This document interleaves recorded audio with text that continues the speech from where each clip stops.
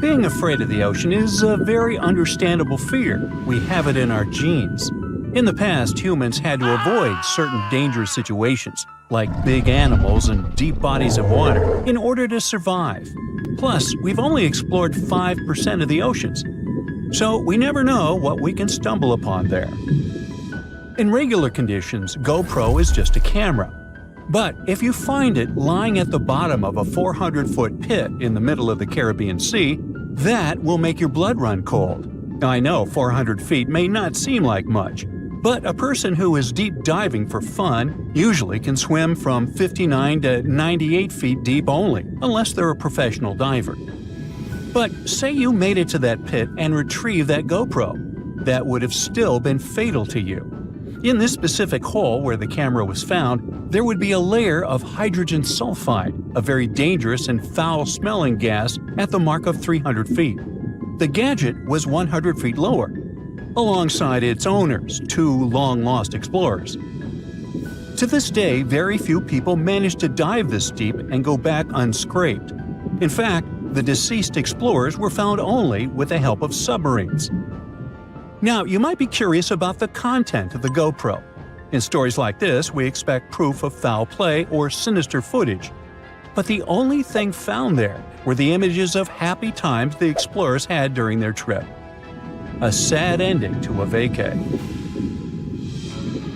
Now, in deep waters, you can also find many species that seem to be otherworldly, but in a cute and interesting way, like the alien sponge. This fun little fella is a sponge first seen near the Mariana Trench in 2016. It's actually part of an ecosystem dubbed Forest of the Weird. Okay, this makes it sound a bit creepy. And what adds to the weirdness is the fact that the alien sponge had two little holes that resemble little eyes, so like it's peeking at you. Ah, another fun fact? The skeleton of this type of sponge is made of glass. And if you're afraid of cockroaches, I'll let you take a deep breath here. Ready? Cool. Because on the ocean floor, there are more than 20 different types of giant isopods, beetle lookalikes, that can be as big as 14 inches. Yikes! But fear not, these guys usually roam the ocean floor for food. So, unless you dive 7,000 feet, which we've just seen is not possible, you won't run into them. Now, despite the horror movie name, the bloody belly comb jelly is actually a fascinating creature you can also find in the ocean. They live in the twilight zone of the ocean, which is between 820 and 4,900 feet below sea level. Pretty far from where you usually soak your feet. But what's so cool about this jelly is its color. Because in the twilight zone, the light is very scarce. Many animals either emit a faint glow, like the anglerfish, or create a camouflage. The jelly here is blood red because, in the pitch-black darkness of the ocean, other animals won't see it digesting colorful bioluminescent prey inside its stomach. Besides, the jelly has a row of combs that spark a very beautiful iridescent light. Beautiful and lethal. Humans also have their fair share of contribution to the weird fest that is the ocean floor. Depending on where you swim, you might just find parts of rocket engines used during the Apollo program. Now, when a rocket is launched into space, parts of it are dropped into the ocean where it runs out of propellant, making the rocket itself lighter.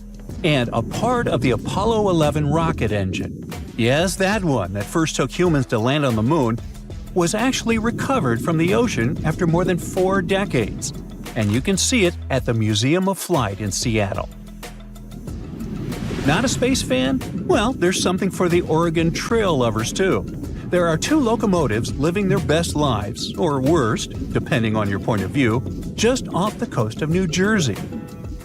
They're from the 1850s and are sitting under 90 feet of water. They probably fell off of a transportation ship during a rough storm, or were intentionally pushed over the barge so that the ship didn't sink. Most of these things can only be seen while diving, but worry not.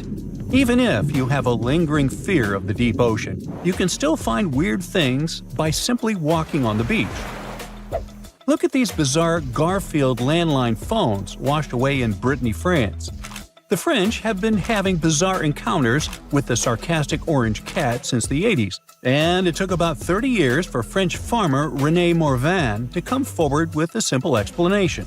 A shipping container with Garfield merchandise got stranded in the sea, only to find its final resting place in a sea cave. We bet Brittany locals are still haunted by the creepy smile of that landline phone. And just like a storm uncovered the Garfield secret stash, it also moved a few ships that sank more than 600 years ago. But this is not a simple Titanic story.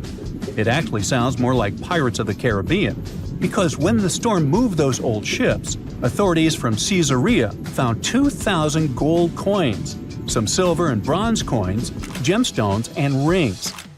It was a bigger treasure than a dragon could hoard. But don't get your hopes up. Even though most of the underwater archaeological zones in this region are open to divers, these treasures are safely tucked away in a museum. Speaking of pirates, and I was, another weird thing you can find chillin' in the ocean is the pirate city of Port Royal, Jamaica. In 1692, the city was devastated by an earthquake, followed by a tsunami. A really bad twofer. But the good news is, you can still visit it today, well, scuba diving, that is. This is actually not the only sunken city in the world. There's also Thonis Heracleion in Egypt, which is not at the bottom of the sea per se, but at the mouth of the Nile River. There's also Baiae, a Roman town built atop a supervolcano. Now, you might be thinking Baiae had the same fate as Pompeii, but guess what? The floor actually sank and the town went down with it. So, have you ever heard of underwater crop circles? Back in 1995, divers in Japan spotted perfectly round circles formed in the sand. They were 6 feet in diameter and looked like those crop circles from sci-fi movies. Scientists simply couldn't figure out what or who did it until they caught the culprit red-handed. A tiny male pufferfish, only 4 inches long. This little guy uses its body and fins to draw circles and squiggles and decorates his creation with seashells and corals. It takes the fish about a week to do so. All this hard work is part of a mating ritual, and if a female pufferfish likes the art, she will lay her eggs there, right in the center. The circular design of the underwater crop circle actually channels fresh water to the middle of the circle, the ideal scenario for the eggs to develop. And guess what? After she lays the eggs, the female pufferfish leaves, and it's the male that tends the eggs. But just in case fishes are not your thing, we can also offer you a cargo of rubber duckies, turtles, beavers, and frogs, 28,000 of them to be exact. These bath toys were traveling from China to the US, but much like our friend Garfield, were caught in a storm in 1992. From the North Pacific, our friendly duckies and beavers made their way to the UK by 2007. But some were bolder and traveled to Australia, Indonesia, Chile, Hawaii, and even Alaska. Now, have you ever seen a strange thing washed up by the beach? Let us know in the comments. Bye. Ever wonder why, despite all our advancements in technology and science, there's a vast expanse of our own planet that we barely know about? Believe it or not, over 80% of our oceans remain uncharted territory. It's as if we've got this massive aquatic playground in our backyard, and we've barely scratched the surface. Also, did you know that only about 7% of our oceans have a special tag called Marine Protected Areas, or MPAs? How come this colossal body of water that envelops most of our planet is also among the most vulnerable and misunderstood spaces in the universe? Pressure has a lot to do with it. Our deep ocean is a beast of a place with no visibility, freezing temperatures, and pressure that's so intense that in certain areas it would make you feel like you're having the weight of 50 jumbo jets on your body. No wonder we're having an easier time sending people into space than to the bottom of the ocean. The deeper you go into the waters, the more pressure piles up. But let's not forget we have tech on our side, right? Scientists now use these cool satellite technologies that track the color of the ocean to check how much phytoplankton is there, for example. Why is this important, you might ask? Because these little plant-like critters are actually pretty major players in our big blue oceans. In the grand scheme of things in the aquatic world, phytoplankton is like the bedrock of the ocean food chain. It gives life to almost everything, from the tiny zooplankton, which are animal-like microorganisms, to those colossal, magnificent whales.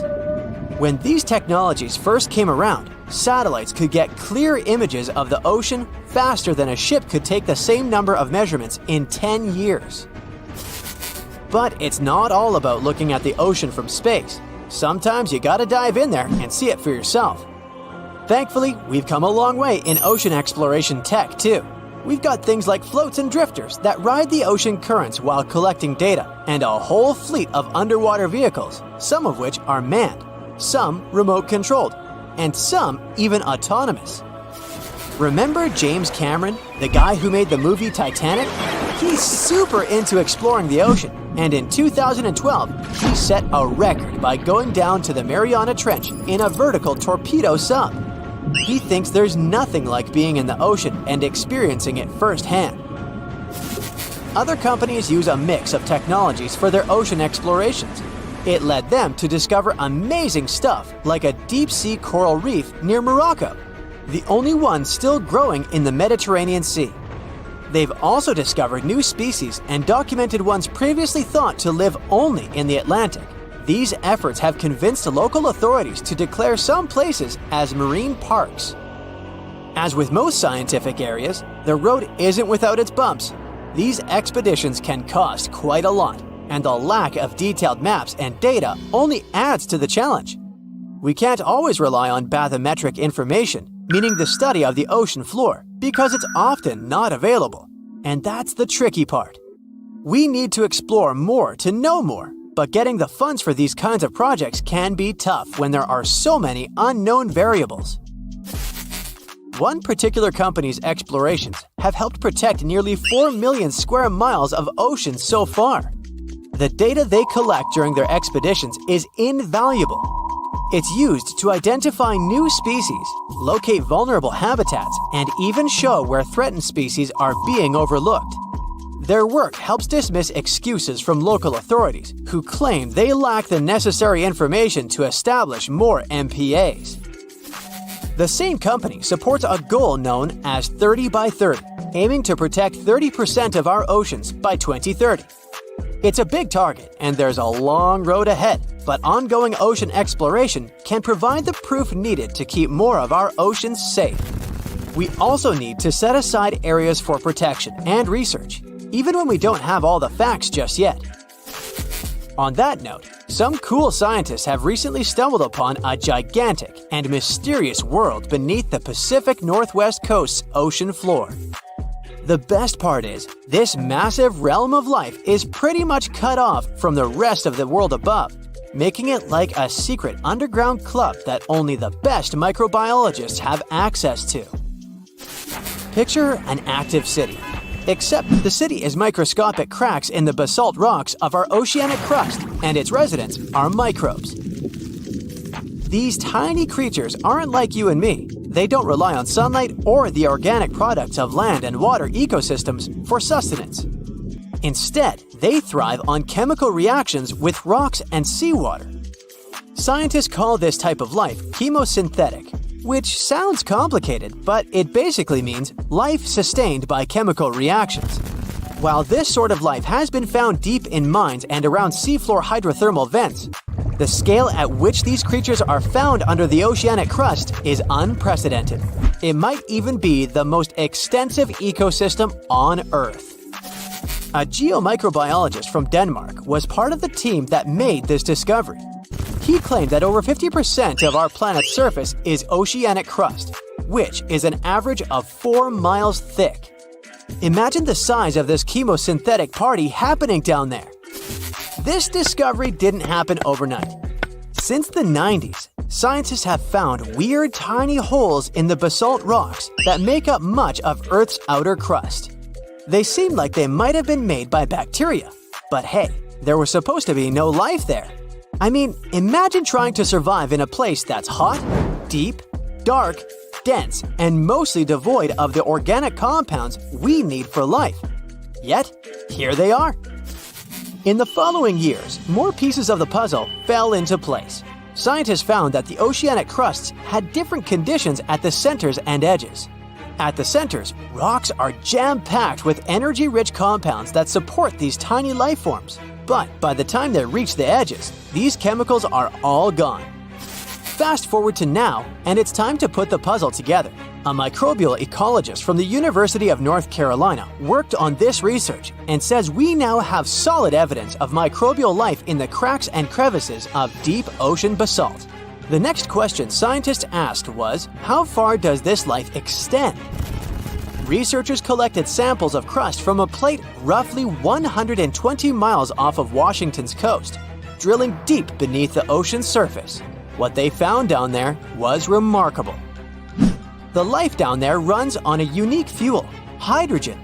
Yep, in the absence of sunlight, hydrogen provides the energy for all their biological processes.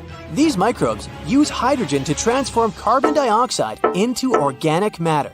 This matter and other byproducts, like methane, then fuel other organisms, creating a network of life. Of course, the life down there isn't as complex as the one we know up here. Scientists doubt there will be any multicellular life under the ocean because it's too hot and energy poor. But hey, who knows? This universe under our oceans still has a lot to reveal. This whole thing is significant for many reasons. First, it confirms that life can exist in places without oxygen, which changes our perspective on where we can find life. This makes us wonder if life could exist under similar conditions on other planets, where surface conditions might be too harsh.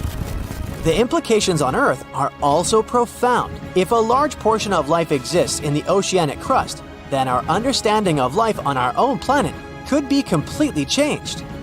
This exciting discovery stretches our understanding of life and prompts us to keep exploring the mysterious depths of our oceans, pushing the limits of our understanding. NASA is also in on the whole deep sea exploration project. Why?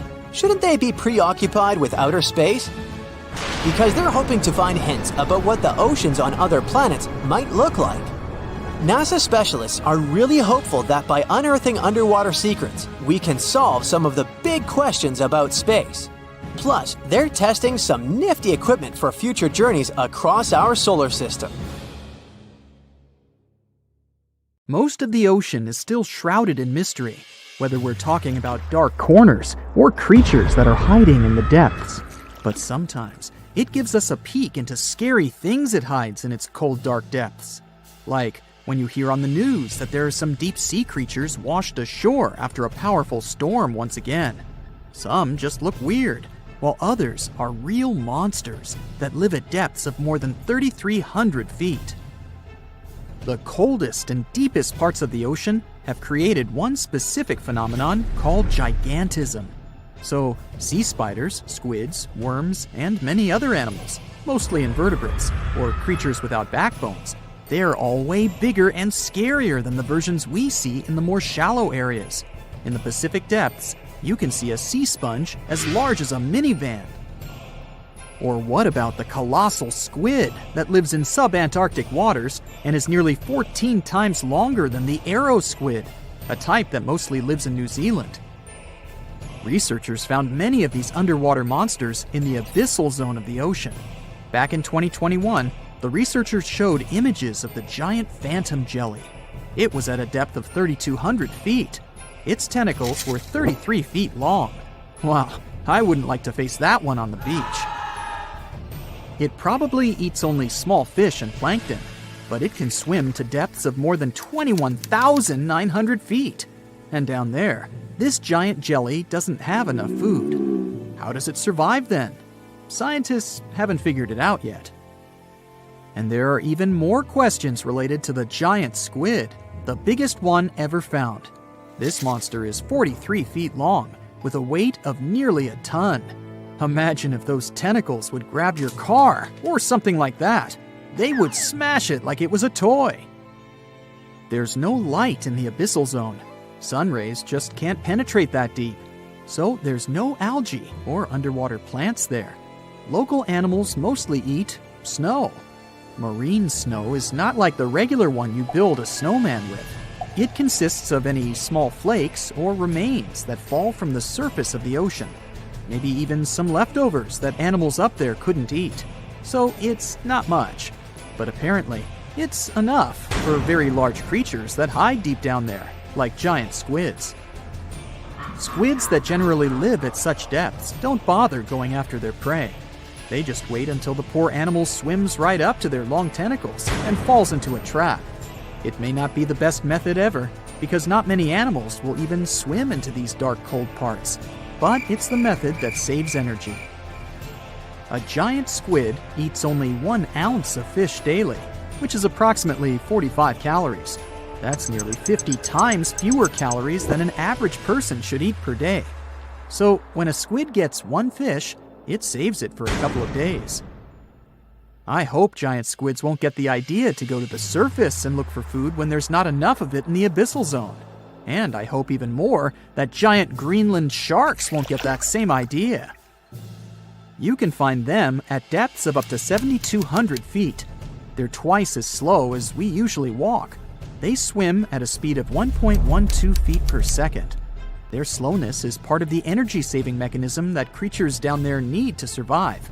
But they can speed up in the form of short bursts when they need to catch prey. But they kinda change their diet from predator to scavenger, considering their environment. There will be more leftovers falling from the surface than animals to go after. Greenland sharks grow just 0.4 inches per year, and they're mostly 20 feet long, which means they live for a very long time, sometimes up to 400 years. They also have a slow metabolism, and that's one of the main factors for their long life, too. Greenland sharks like to spend their time in cold waters. They're adapted to that, since their tissues have specific chemical compounds that prevent the forming of ice crystals all over their body. That means they have some sort of natural antifreeze. So what makes them so big? Scientists are still not sure, but some theories try to explain it. There's this thing called Kleiber's rule that says bigger animals tend to be more efficient. Just take a small fish and compare it to a whale with a mass hundreds of times bigger. The whale has a greater metabolism. It conserves energy more efficiently and loses less of it to the surroundings through heat. Moving on, bigger animals can ingest bigger prey. They're more likely to go through tough issues in their environment or defend themselves from predators going after them. Also, the body gets bigger when temperatures are lower. The Greenland shark is a perfect example. So are giant sea spiders. Sea spiders are generally common, and you find some very small ones at 0.04 inches. But in deeper parts of the Antarctic, they become 3-foot-long giants. They grow so big because the cold water has more oxygen. That way, more of it diffuses into the animal's body, and that allows it to grow bigger. Yeah, both as a creature and a nightmare. And how about this giant tube worm? Researchers found it accidentally while they were exploring the mysteries of the Pacific Ocean floor. They stumbled upon unusual hydrothermal vents. Volcanic heat is a thing that gets them going. As water seeps down through faults or cracks in the rock, these vents change their direction. When the water gets out of the vent, it's rich in different minerals and chemicals. Most animals wouldn't survive being around this toxic soup of chemicals, but not these tube worms. They came as a true surprise, because not only are they not bothered by these toxic vents and the almost boiling temperature of the water, but they developed entire ecosystems there. They're unique because they don't need sunlight to survive. Instead, small bacteria are their main source of energy. That bacteria gets their energy directly from these toxic chemicals. So it's not photosynthesis, but a process called chemosynthesis. And these tube worms don't have mouths. These bacteria live inside them. Strange story, huh? Plus, these scary worms reach up to 8 feet. Giant isopods are no better either. They lurk at the depths of the ocean of 1,640 feet or more below, far away from the sunlight, looking like some monstrous wood lice. They spend most of their time on the seabed, hoping to find some food falling from higher levels of the ocean. Check out their small hooked claws at the ends of their legs. Isopods use them to remain more stable while moving around the ocean floor. Since there's no light, they have long antennae that help them feel their way around. These sensory antennas are about half the length of their body. Giant isopods have pretty big eyes compared to their body size, too. They can grow over 12 inches from head to tail. And these fellas are really patient. Remember how we said animals down there rarely get food? Sometimes they need to wait for years to get a proper meal. That's why their metabolism is amazingly slow. 5 years later. They can go for 5 years without eating anything. Imagine that. I get hungry just talking about this. In 2006, a biologist did research to compare the differences between the shallows and the deep sea regions. He realized the deep sea mirrors the island rule. First, isolated parts of land develop biodiversity you won't find anywhere else. Second, small-bodied life there grows much bigger when it's isolated, compared to life on large land masses. Resources are limited, but also competition and predators. And we don't know much about these deep-sea creatures. It's too expensive and too complicated to carry out such research, so we'll just wait for more raging storms to show us at least part of the monstrous world cold ocean depths hide. For years, scientists have been struggling to explain bizarre sounds, some repeating, some heard only once, that come from the dark depths of the ocean. From bewildering hums to worrying bloops, the water transmits outlandish acoustic phenomena. One of these mysterious noises got named the upsweep. For the first time, this long train of sounds was registered in 1991 in the Pacific Ocean. One of the most unusual things about this signal is that it keeps changing, as if trying to confuse researchers even more. Like some unearthly howl, it varies from high to low frequencies and then back again, and you can hear it better in the spring and fall than in the winter and summer. Why the upsweep? It's simple. The sound travels from the bottom of the ocean towards its surface, as if sweeping up. Scientists do have a theory explaining this phenomenon: the activity of undersea volcanoes. Hot lava pouring into ice-cold ocean water could theoretically create such noises, but there's no proof found yet. Plus, the sound has been declining since 1991, even though it can still be detected. The bloop is the name given to an ultra-low frequency and incredibly powerful underwater sound that was recorded in 1997 by the U.S. National Oceanic and Atmospheric Administration. The bloop continued for approximately 1 minute. Having started from a low rumble, it gradually rose in frequency. It also kinda mimicked the noise created by marine animals, but its volume was so great that no living creature known to science could have made it. When the bloop occurred, underwater microphones managed to record it from a distance of 3,000 miles away. Rumor has it that the noise might have something to do with the fictional half-octopus monster Cthulhu, or some other colossal deep-water creature. But if you don't believe in monsters, science has another explanation: iceberg fracturing. The thing is that ice quakes recorded in the Scotia Sea resemble the mysterious bloop a bit too much for it to be a coincidence. The whistle resembles this annoying sound when a kettle of boiling water is telling you it's time to make a cup of tea. But even though it may not be as blood-curdling as some other bizarre ocean sounds, it doesn't make it any less mysterious. Plus, the whistle is very elusive. In 1997, only one underwater microphone was able to pick it up, and therefore, researchers didn't manage to pinpoint the source of the noise. The most likely cause of the sound is an eruption of one of the submarine volcanoes. Have you ever heard of Julia? No, not your neighbor. I'm talking about this otherworldly sound. Listen to it. It was recorded in 1999 by the U.S. National Oceanic and Atmospheric Administration. The source of the sound was most likely a large iceberg that ran aground somewhere in Antarctica. The sound was so loud that it was heard over a huge territory, and its duration was about 2 minutes and 43 seconds. Slowdown. That's the name given to a sound recorded in 1997 in the equatorial Pacific Ocean.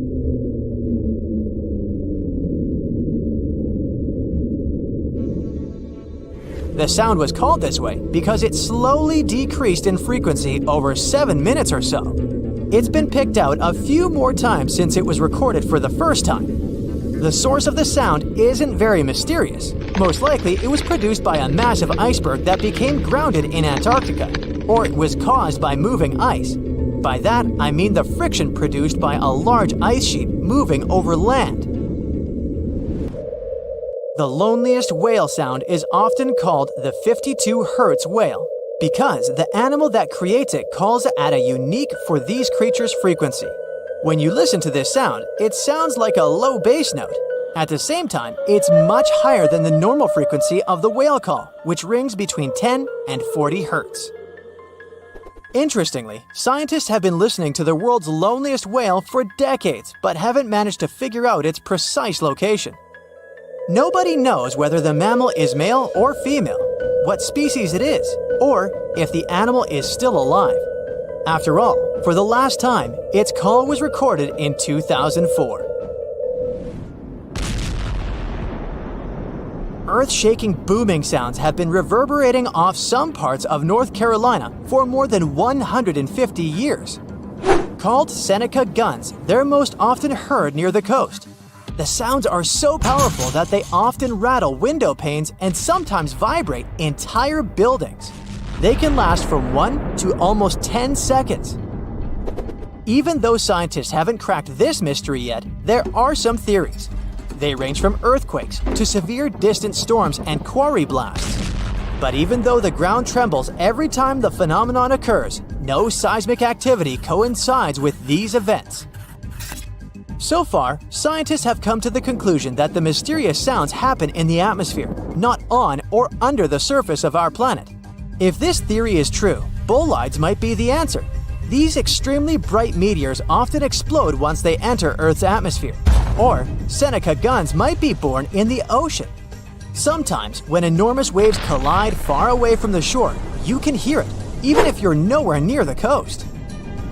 Seneca guns are a type of skyquakes. You don't need to travel to a particular part of the world to hear one of those. Mysterious sonic booms ramble from the sky everywhere, from the US to India and Japan. Just like Seneca guns, this sound phenomenon occurs mostly near the coast or a big body of water. Rattling glassware and windows in the nearby houses, skyquakes could be connected with ultra-fast airplanes breaking the sound barrier. But people started hearing the first skyquakes in 1824.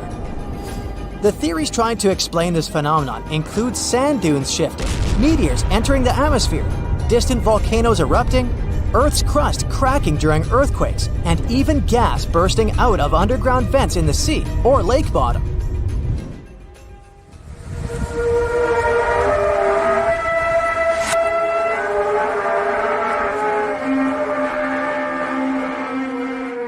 In different countries all over the world, people get paralyzed with fear after hearing otherworldly trumpet sounds that seem to be coming from the sky.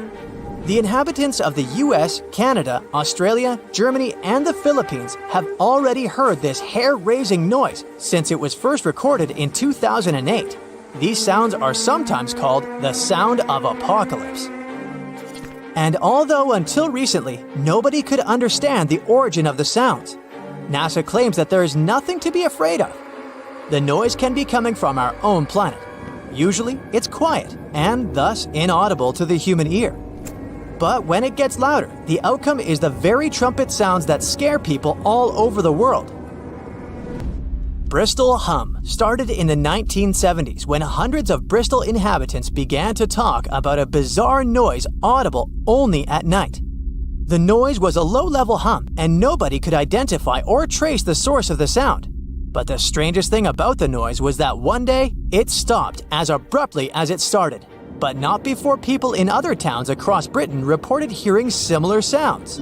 Some time ago, the mysterious sound returned. In 2015, a group of French scientists claimed that they had solved the mystery of the Bristol hum. They stated that the culprit was ocean waves that made the ocean floor vibrate. But while it was all good and well, it didn't explain why the sound was around for only several years or why it chose to return. If you ever come to the town of Taos in New Mexico, don't let another strange and unexplained phenomenon send you running for the hills. This phenomenon is a faint, low-frequency hum ringing in the desert air and grating on your nerves. Even stranger, only 2% of people who live in Taos hear this noise. But for those who do, it's unstoppable torture. On top of that, everyone describes the sound in a different way, from a quiet whir to an eerie hum or even persistent buzz. And while some people believe that the Taos hum is the result of unusual acoustics, the others suspect a bad case of mass hysteria. No one has located the origin of the hum yet.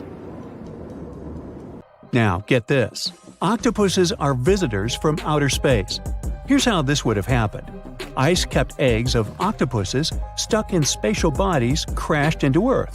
Then these guys would have mixed together with a pre-existing set of genetic information available on our planet.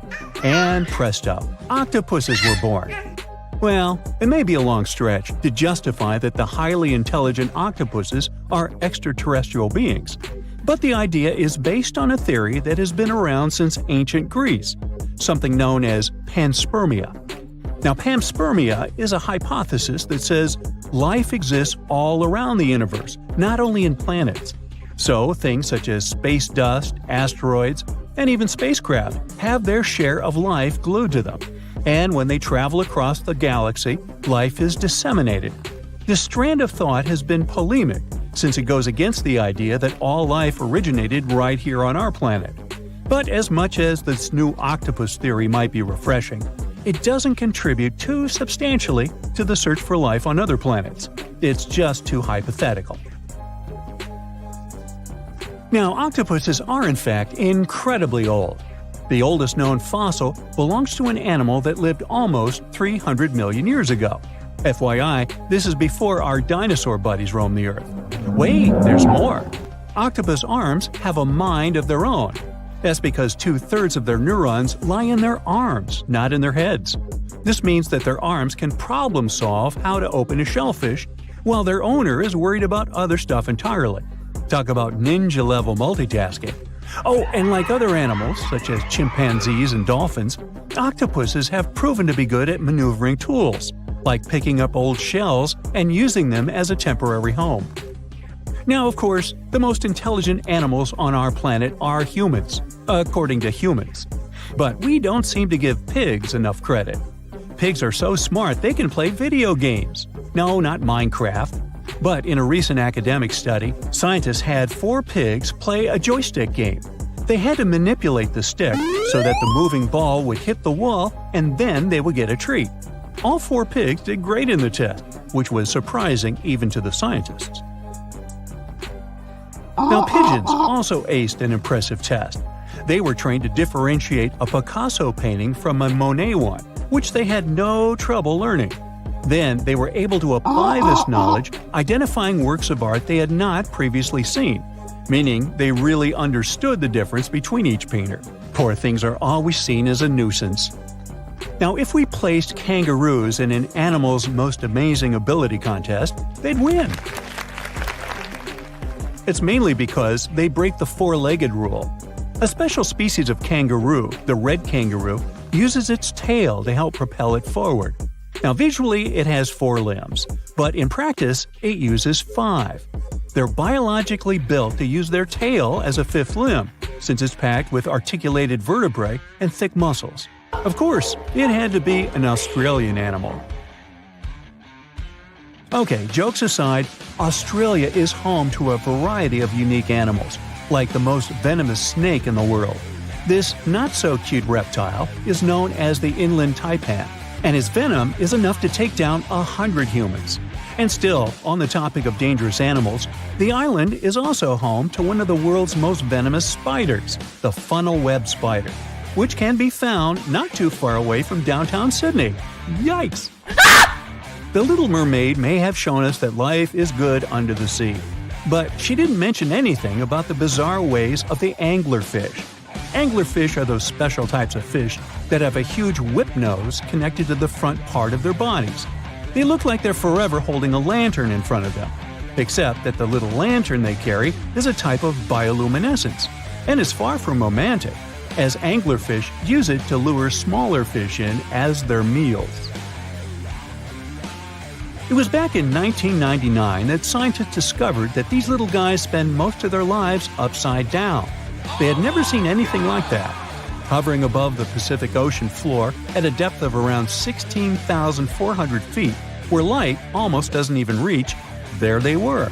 They do this because since they live so close to the seafloor, their built-in lantern illuminates the ground in search of food. They might be weird, but they're also pretty clever. Recently, scientists have discovered a species of animal that has neither a brain nor a head and is pretty smart. Meet the brittle star. This 5-armed creature is a bundle of nerves, and it has proved itself to be super clever. In a recent experiment, scientists would dim the light while they fed brittle stars their favorite treat, yummy shrimps. After 10 months of conditioning, these babies would creep out of hiding as soon as the scientists turned off the light in the room they were in. Surely they were expecting to enjoy a delicious meal. Now, we really shouldn't judge a brain by its size, or lack of brain in this case. There's something known as the orange cat behavior, and apparently it's not just a meme. So far, scientists have been able to understand that coat color is connected to a feline's gender. And since orange is an X chromosome, orange cats are usually males, like Garfield. The so-called orange cat behavior describes ginger cats as agents of chaos. Again, pretty much like Garfield. However, there haven't been any conclusive studies on whether coat color and cat behavior are truly linked. In terms of vision, mantis shrimps probably have the most psychedelic vision out of all animals. These funny-looking creatures have a whopping 16 varieties of photoreceptors, with 5 of them reserved for the ultraviolet or UV spectrum. Ultraviolet rays are really short wavelengths, which are invisible to humans. The thing science still doesn't understand is how exactly these mantis shrimp view the world around them. Sure, they can perceive a bunch of colors, but they can't necessarily distinguish all of these colors among themselves. It can be that they just see a lot of really vivid, really blurry colors, but we haven't figured out a way to check that out. Now, to say sloths are cute is an understatement. They may be one of the friendliest animals in the jungle, but there's more. If you look closely at their fur coat, you'll notice hints of green. These greeneries are actually tiny little algae that grow alongside sloths. They help sloths to camouflage better in the jungle, but they also nurture them. The little cracks inside a sloth's fur create the perfect environment for algae reproduction, and scientists have found species of algae that don't exist anywhere else in the world. They do get by with a little help from their friends. Deep within the Sahara Desert, you'll find a little creature known as the fennec fox. This huge-eared animal adapted perfectly to survive in its hostile environment. The huge ears help them to dissipate the unbearable heat of the desert, as well as help them to hunt for underground prey. Now meet this guy. Unlike what its name might suggest, the red panda is closer to a raccoon than it is to a giant panda.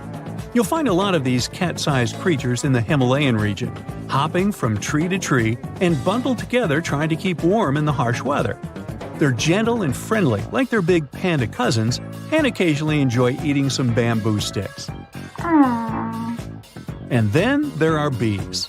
Compared to humans, bees' brains are the size of pinheads, yet they are capable of astounding things. Let's say a bee is running low on energy after a long search flight. This bee desperately needs a drop of honey in order to continue flying, but smartly enough, she doesn't need to go back to the hive to recharge. She can ask a fellow beehive mate for a drop of honey directly from this other bee's stomach and continue flying. This type of decentralized system allows them to build highly effective societies, one that bees don't need to push the queues in front of the honey cells, for example. Hey, just kidding. Think you know what lurks in the depths of the ocean? While nearly 95% of our oceans haven't been explored yet, it's hard not to let your imagination run wild. But thanks to brave explorers, deep-sea cameras, and awesome archaeologists, we do know about some pretty incredible sea creatures living in our waters today, and millions of years ago. From the 9-foot spider crab to the 60-foot prehistoric megalodon, these sea dwellers come in all shapes and sizes. But let's focus on sea creatures famous for their huge size. Can you guess which living species of whale is the largest? Well, it's not the orca, but that's a good guess. The orca is a toothed whale that can grow to anywhere from 23 feet to 32 feet, which is slightly smaller than a school bus. How about the narwhal? Nope, they're not the biggest either. These unicorns of the sea live mainly in Arctic waters and only grow 13 feet to 20 feet in length, and that's including their 9-foot tusk. Tired of guessing? Okay, I give in. The largest whale that still exists today is the blue whale. At a jaw-dropping 82 feet to 105 feet, the blue whale is not only the biggest whale we know of, but is currently the largest animal to have ever lived on Earth. Seriously. These animals are bigger than a T-Rex, and even the prehistoric megalodon. If you were to put a blue whale next to a school bus, it would look like it could swallow it. Think about that. According to National Geographic, a blue whale's tongue can weigh the same as an elephant. And their hearts can weigh as much as a car. That doesn't even sound possible. It's no wonder these giants need to eat about 4 tons of krill every day. While there aren't too many animals living today that can compete with the blue whale's epic proportions, there is an entirely different species that is a good contender, and it's not quite what you would expect. It's a jellyfish. No, I'm not talking about the little jellyfish that wash up on the shore and ruin a perfectly good day at the beach. I'm referring to the lion's mane jellyfish, the biggest jellyfish around. This invertebrate can grow up to 120 feet long. They also come in different gorgeous colors like red, purple, or even shades of orange. As if their length wasn't impressive, the lion's mane jellyfish boast a whopping 8 sets of 70 to 150 tentacles.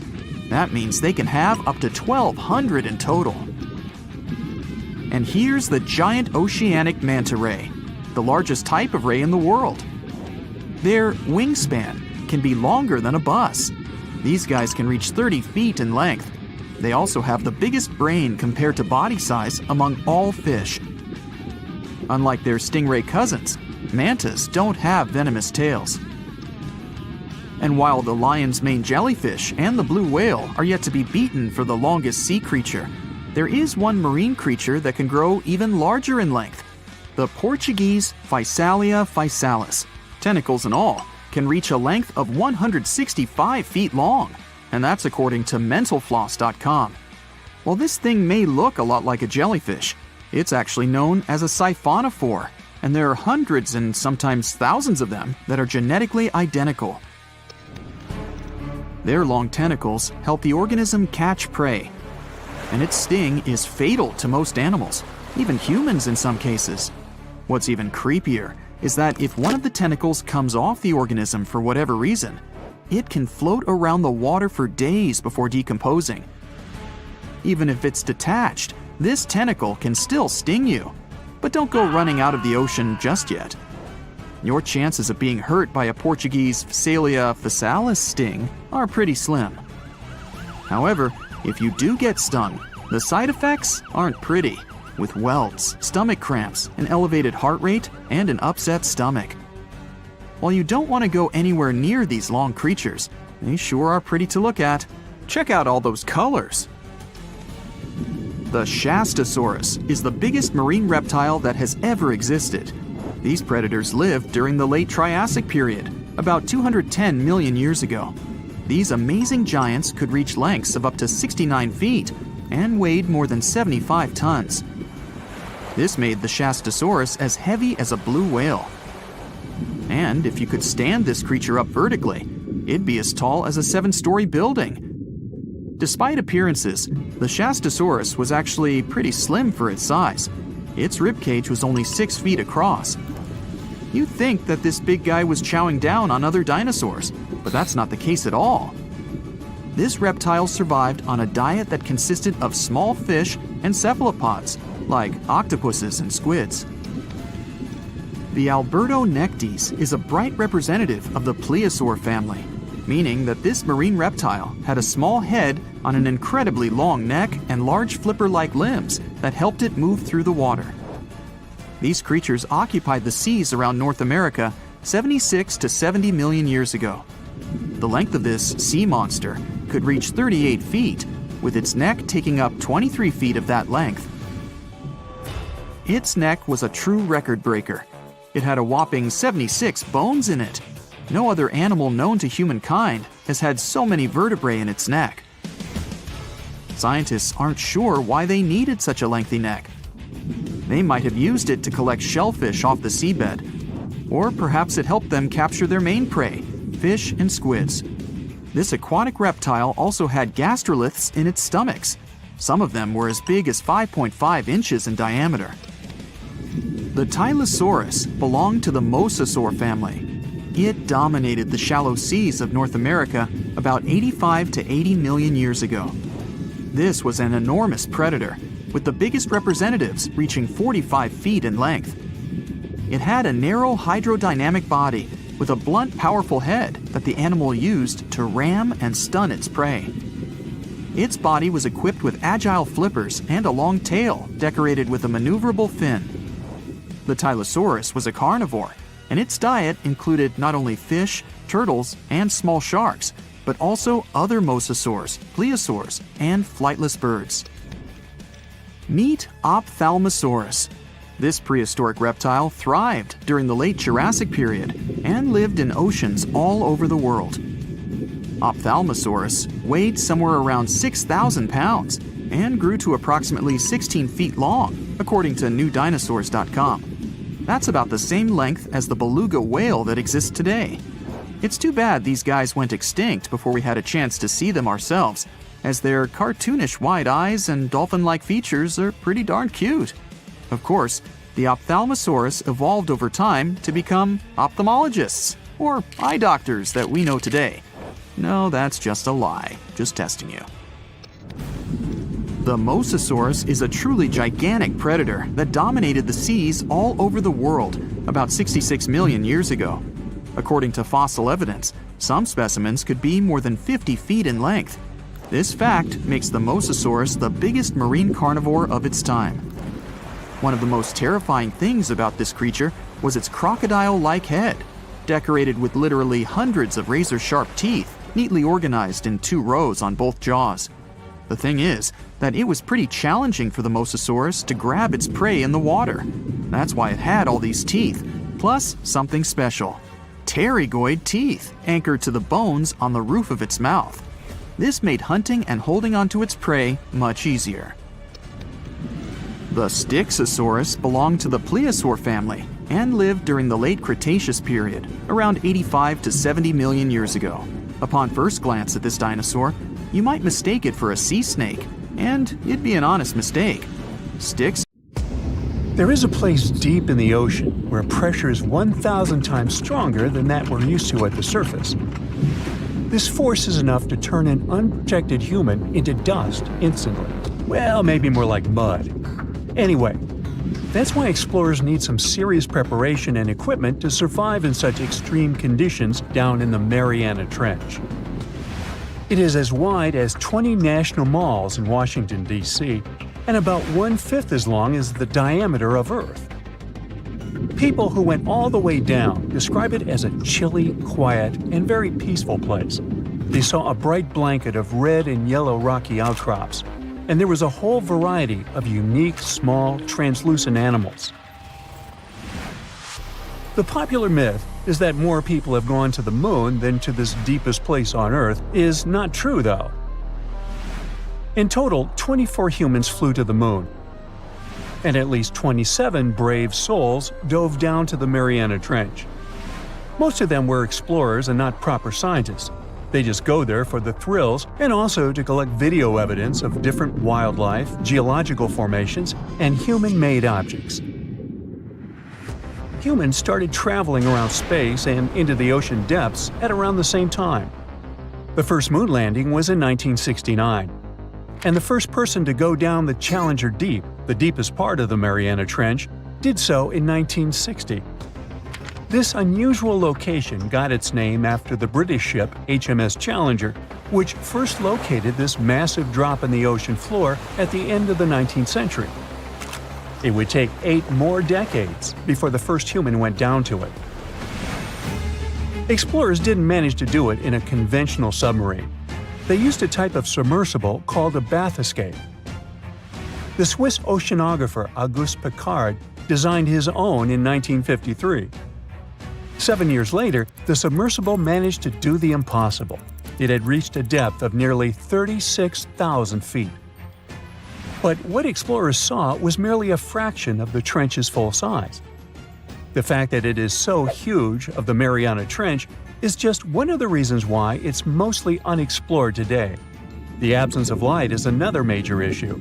Sunlight is incapable of reaching such profound depths, so the entire trench, from top to bottom, lies in absolute darkness. Because of such conditions, the ecosystem is a lot different than the shallower regions of the Pacific. This puts immense pressure on marine wildlife. Yeah, the pun is intended. Another reason why it's so challenging to survive there is the temperature. Water freezes at 32 degrees Fahrenheit. At the bottom of the Mariana Trench, the ocean is just a couple of degrees above freezing. One of the factors that hasn't let this area turn into a giant icicle is the fact that salt water has a slightly lower freezing point. The other reason is geothermal energy that warms the ground at the bottom of these just enough for it not to freeze. That's why submersibles need to have proper insulation to navigate these icy conditions. When they reach the bottom, researchers find out that this desolate and harsh climate is home to several animal species. They encountered arrow-toothed eels, snailfish, and spoonworms at various depths. There were even strange-looking translucent sea cucumbers and shrimp-like amphipods. The biggest surprise was microbial mats thriving on methane and hydrogen from the mud. Among the species, the Mariana snailfish looks like a master of the environment that can go farther and deeper into the trench to feed on prey than its competitors. Despite its seemingly fragile appearance, the snailfish has adapted to withstand extreme pressures, a superpower it wouldn't be able to survive without. The exotic life forms that live deep down aren't normal-sized, since deep-sea gigantism makes them grow significantly larger than their counterparts in other ecosystems. One example is the giant tube worm, which can be 6 feet long. Science has a hard time explaining the exact cause of this form of gigantism. Thermal vents are just one of the possible explanations. All of these factors might help explain the huge time gap in researching the Mariana Trench. The first successful dive after the 1960 expedition came only in 2012. That's when the famous Canadian film director James Cameron went down in the deep-sea Challenger. Because few scientists have gone that deep before or after Cameron, there is no map of the deepest point on our planet. We know very little about the oceans that cover 2/3 of the Earth's surface. Researchers have mapped out only 5% of them so far. Science still has a lot to discover in the Mariana Trench and other unexplored places on our planet. The Amazon rainforest stands as the best example of the world's most unexplored regions.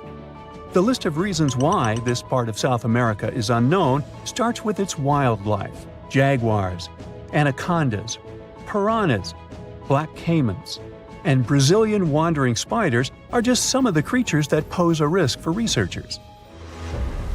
Relentless year-round rainfall induces heavy flooding. Add to all this some treacherous river currents, and you can see why scientists have mapped such a small percentage of the Amazon to date.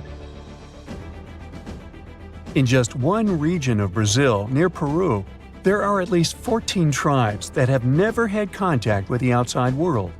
The national authorities intend to keep it that way. Isolation of these indigenous people is the best way to protect their future. The same goes for a remote island in the Indian Ocean. After the tragic tsunami of 2004, helicopters flew over North Sentinel Island to make sure its inhabitants were alive and well. Meanwhile, the Sentinelese weren't thrilled. They took up bows and arrows to drive away the unwanted visitors. This tribe is one of the last uncontacted tribes on Earth. Although anthropologists and filmmakers visited the island in the late 1960s, we still don't know much about its indigenous population. It sits a long way off any shipping lanes in the Bay of Bengal. North Sentinel has no natural harbor, and it's surrounded by a shallow reef. This makes access to the island possible only by boat. The Indian officials who lay claim to the island have prohibited outsiders from visiting the island for safety reasons. The estimates on how many people inhabit the island vary significantly, from as few as 15 to as many as 500. The island is not tiny. It's about 5 times as big as London's Heathrow Airport. Apart from occasional contact during the past 2 centuries, the Sentinelese must have been isolated for a long time. They are related to other indigenous groups in the Andaman Islands, but their neighbors cannot understand a word of their language. The continent of Antarctica has no permanent human settlements at all. The only people who periodically live there are international scientists. This vast expanse of ice and snow, roughly the size of the United States and Mexico combined, still has many regions where humans haven't set foot. Satellite imagery and photos that NASA's aircraft made from the air have mapped out the entire continent, so we know where to go, but it's not that easy. The reason for this are all the adjectives that go with Antarctica. It is the coldest, windiest, driest, and brightest of the 7 continents. This makes it virtually unlivable. More than 99% of its surface is covered with a permanent sheet of ice. Its thickness ranges from 1 mile to as many as 3 miles in some places. That's half the height of Mount Everest. Now, the Himalayan range contains the world's tallest unclimbed mountain. It is also the tallest mountain in Bhutan. In the local language, the mountain's name translates as White Peak of the 3 spiritual brothers. Out of respect for the spiritual beliefs of the local population, national authorities restricted and then completely banned mountaineering at the beginning of the 21st century. To this day, there is no evidence that any climber has ever managed to successfully reach the summit of this mysterious mountain. It looks like a prehistoric creature that came from the time of dinosaurs. This scary beast is called the basking shark. It can grow up to 39 feet. People have only reported 3 of them in the past 160 years. The last sighting was in 2015, and before that, about 80 years ago. These sharks sometimes rise to the surface to filter out small animals, such as shrimps and other small crustaceans, when they want to have a nice, tasty seafood dinner. But when there isn't enough grub at the surface, they go down to the depths of almost 3,300 feet, where they tend to stay for months, which is something researchers discovered using satellite tags. Tag, you're it! Now, basking sharks like to spend their time in more temperate waters, but they can migrate long distances. They live across the globe, but in warm tropical or subtropical areas, they won't go near the surface because they're not fans of high temperatures. The lion's mane jellyfish is not that rare, but it's fascinating how large it is. It's the biggest among jellyfish species and the longest animal. Its total length can reach 120 feet. That's approximately 23 feet more than the longest blue whale scientists know about. The jellyfish has around 70 to 150 tentacles, and they all contain huge amounts of neurotoxins that can seriously harm you if you come in contact with the animal. But people don't usually come across this type of jellyfish because it rarely lives near the coast, preferring the open ocean. Generally, you can find the lion's mane jellyfish no deeper than 65 feet below the surface, where it dines on small fishes, zooplankton, and some other types of jellyfish. It uses its tentacles to catch its value male. Hey, you want fries with that? The giant phantom jelly comes out of the darkness and depths of the ocean's midnight zone. Its sun-hat-shaped bell reaches over 3 feet across. This bell trails 4 ribbon-like mouth arms that can be up to 33 feet long. This quite rare creature uses its mouth arms to catch unfortunate animals swimming around and not knowing what's coming for them. Giant phantom jelly propels itself through the water with periodic pulses coming from its orange head. It glows faintly and mysteriously in the pitch-black depths. It lives across the globe in all the oceans except for the Arctic. I'm guessing it's too cold. Because of its odd shape, people often call the oarfish the dragonfish or sea serpent. It's about 26 feet long, which makes it the longest bony fish we know about, and lives at depths of 3,300 feet. Oarfish spend most of their time in the deep, dark parts of the open ocean in tropical and subtropical areas. They almost never come to the surface, unless, invited. It's a ribbon-shaped and shiny silver creature with a long red dorsal fin and red oar-like pelvic fins. Its body has no scales and is very thin. The fish can grow to a length of about 30 feet and weigh 660 pounds. Oarfish have really big eyes that help them see better in their dark, scary surroundings. The frilled shark is definitely one of the gnarliest-looking marine animals out there. If you saw it somewhere, you'd probably think you went back to the age of dinosaurs. Yup, the frilled shark is a prehistoric creature because its roots go back 80 million years. This living fossil can grow to be 7 feet long. It got its name from its frilly gills. Even though frilled sharks have the shark part in their name, they swim similar to an eel in a distinctly serpentine way. Its mouth is terrifying.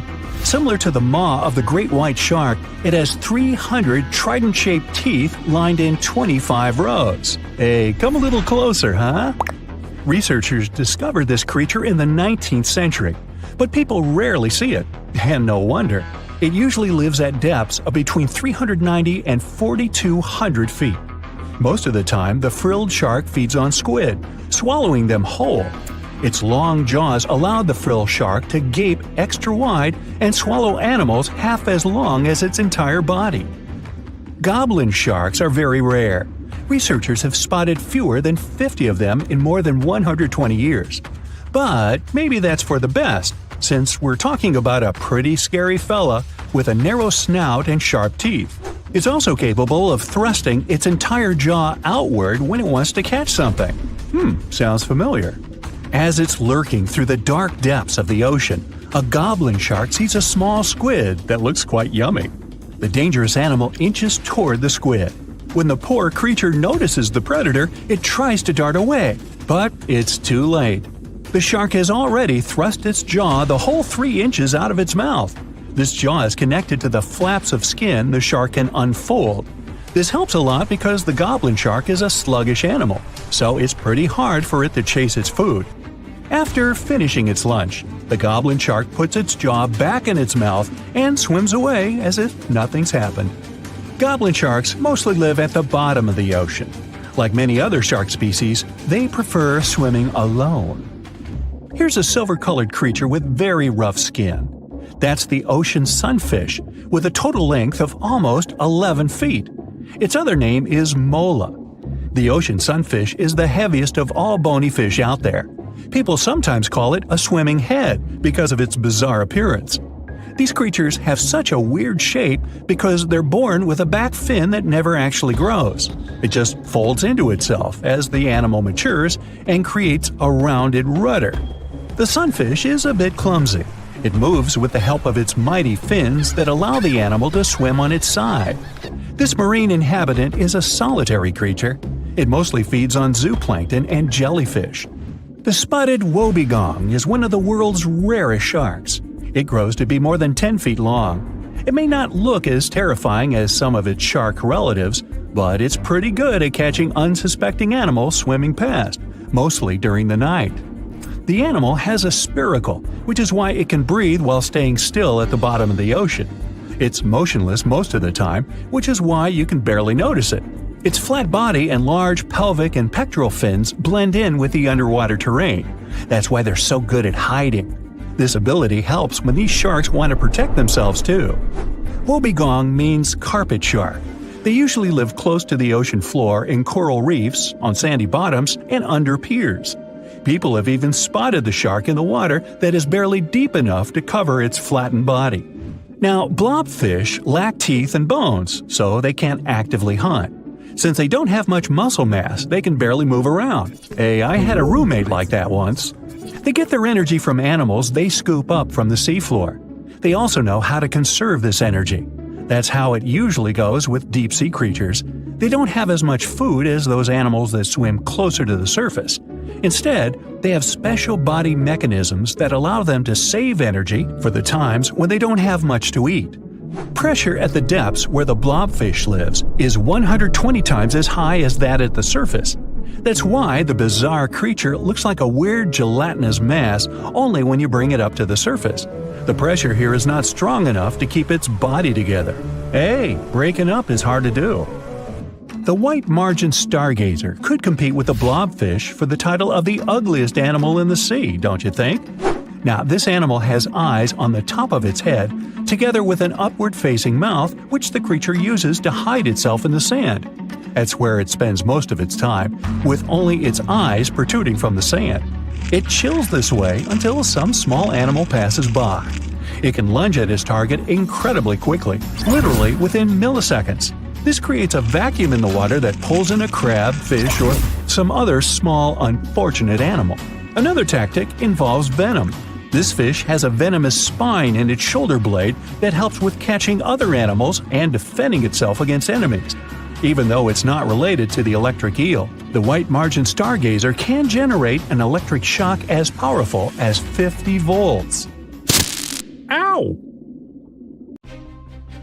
450 million years ago, no, I wasn't around then, the sea level was higher, coral reefs started to form, the climate on our planet was stable and warm, not even dinosaurs were around yet. The time when bony and jawed fish we know as sharks appeared. They've been dominating the oceans and making other marine creatures flee in fear ever since. Many of them, like great white sharks, have evolved and adjusted to life in the open ocean as hunters with a pretty high position in the food chain. They're less diverse today than before. One of the reasons is the asteroid strike from the age of dinosaurs. After it reduced the number of shark species, only smaller and deep-water kinds that ate primarily fish survived. They started getting bigger over time. Near the surface, sharks such as makos or great white ones develop faster movements and are somewhat between gray and blue to blend in with their surroundings. The epaulet shark can even walk on the land. It can't take a walk on the beach because it can't breathe outside of the water, but it lives on coral flats in shallow tropical waters, so it can walk in kind of a crawling motion. But deep down below, there are mysterious, alien-looking, often huge shark species that didn't come to the surface, which is why they didn't need to adjust to the new environment and different conditions. They haven't changed a lot through time, so they're some living fossils. These creatures mostly don't have 5 gill slits, the most common number, but 6 or 7. It's because there's less oxygen the deeper you go in the ocean, so they need more gill slits. Sharks on the surface evolved to have fewer gill slits. 6-gill sharks are the most primitive sharks we have today. Their skeletons are like those of ancient extinct sharks, and they can survive only in very deep waters. Like cats, sharks have a layer of reflective cells placed inside their eyes, which helps them see better in the dark, deep sea or cloudy waters. Sharks on the surface have big eyes because they evolved to hunt in the sunlight, so they tend to rely on their vision. Those that live in shallow waters have small eyes, so they can protect themselves from the sand. Like some other deep-sea creatures, 6-gill sharks also have bigger eyes to take in as much light as possible. They have more light-sensing rods, but don't distinguish colors that well. In the ocean's twilight zone, with the minimum of sunlight, there's a couple of bioluminescent shark species. They don't take in light within their eyes, but produce or re-emit it with their bodies. Their skin or organs have specialized cells that produce a soft blue-green light. Deep-sea creatures that produce their own light do that to attract their prey, deter animals from going after them, or, scientists think, communicate with each other. It can even help them to camouflage. They do it by hiding their silhouettes from animals going after them. They produce enough light to match their surroundings. The biggest luminous underwater creature is the kitefin shark, found swimming 980 feet below sea level, preying on groundfish or smaller sharks. It can grow almost 6 feet long and lives 3,200 feet below sea level. Deep-sea sharks are also bigger than those on the surface. The Greenland shark can grow up to 24 feet long, bigger than a great white. There's a thing called deep-sea gigantism. Creatures in nutrient-poor depths of the ocean grow bigger because, that way, they lose less energy as heat.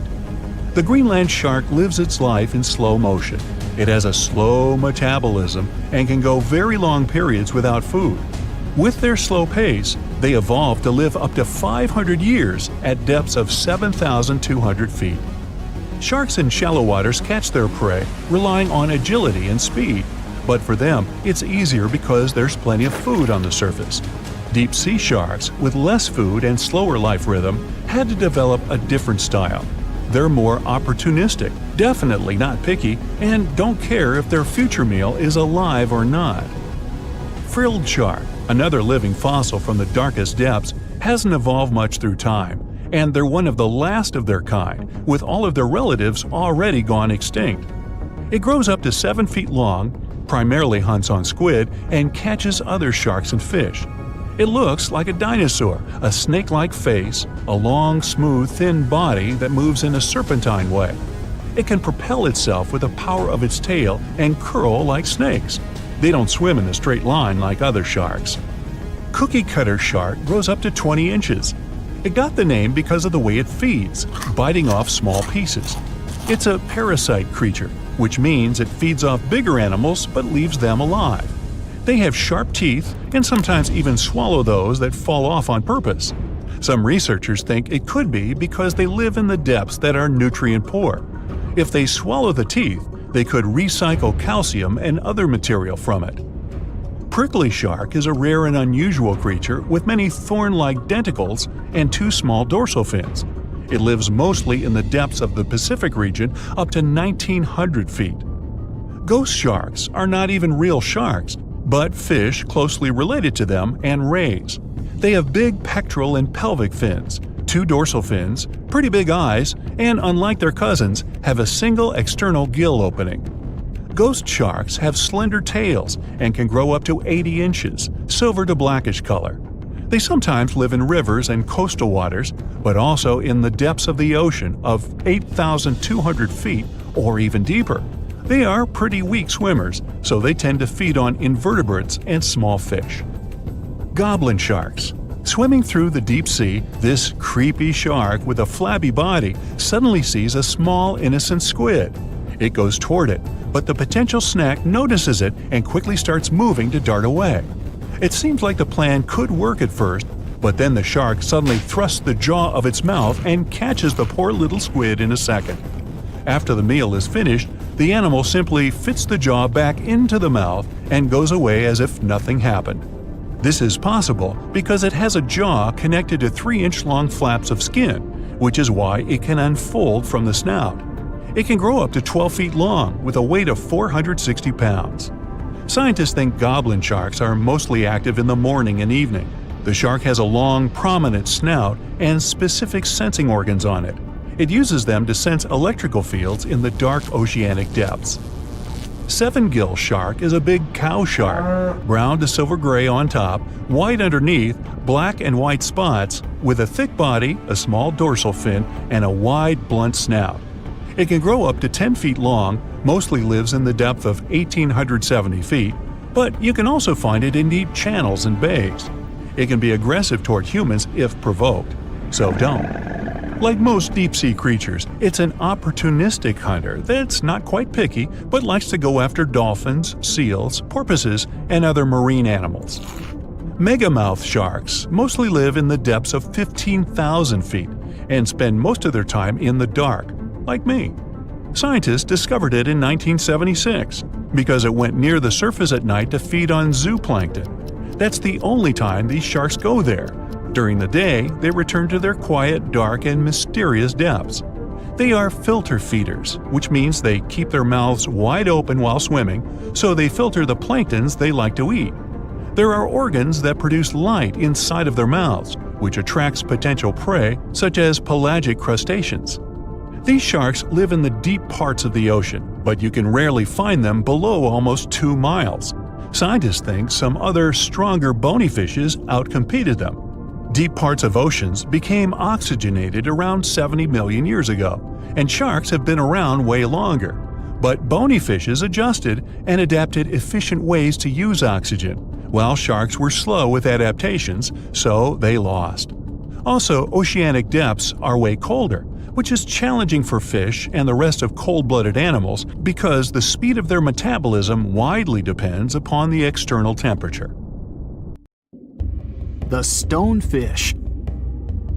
Stonefish aren't going to win any beauty contests, unless the pageant is for best rock look-alike. Their tiny unreflective eyes and rough skin blend in perfectly with their environment. A large head, an even bigger mouth, and a home full of, yeah, it's rocks. And just because you're on the beach doesn't mean you're safe. Stonefish can survive for 24 hours out of the water. Stepping on one, or even handling one, won't be that fun. Their dorsal fin spines have extremely strong venom. It shoots out when they get stepped on, and it can lead to paralysis or even heart failure. You'll need help fast. No wonder they're one of the most dangerous creatures in the water, or anywhere. Be careful when scrambling around rocky areas. They love to play hide and seek. The deep-sea dragonfish. If there were a prize for the most hideous fish in the ocean, the deep-sea dragonfish would win. With slimy, scaleless skin, massive teeth, and a face only a mother could love, this bad boy of the sea is nothing to mess with. It likes to swim between 700 feet and 6,000 feet below the surface of the ocean, where the waters are the darkest and coldest. Along with some other creatures on this list, the deep-sea dragonfish relies on its bioluminescent body parts to catch prey. It also uses its hanging appendage, which boasts a little red light on the end, coming out from its lower jaw. Many fish mistake this little light for prey, luring them right into the jaws of the deep-sea dragonfish. Very clever dragonfish, very clever indeed. The fangtooth. The Mariana Trench is an underwater trench with a depth of 35,000 feet, nearly 7 miles below the ocean's surface. Let that sink in.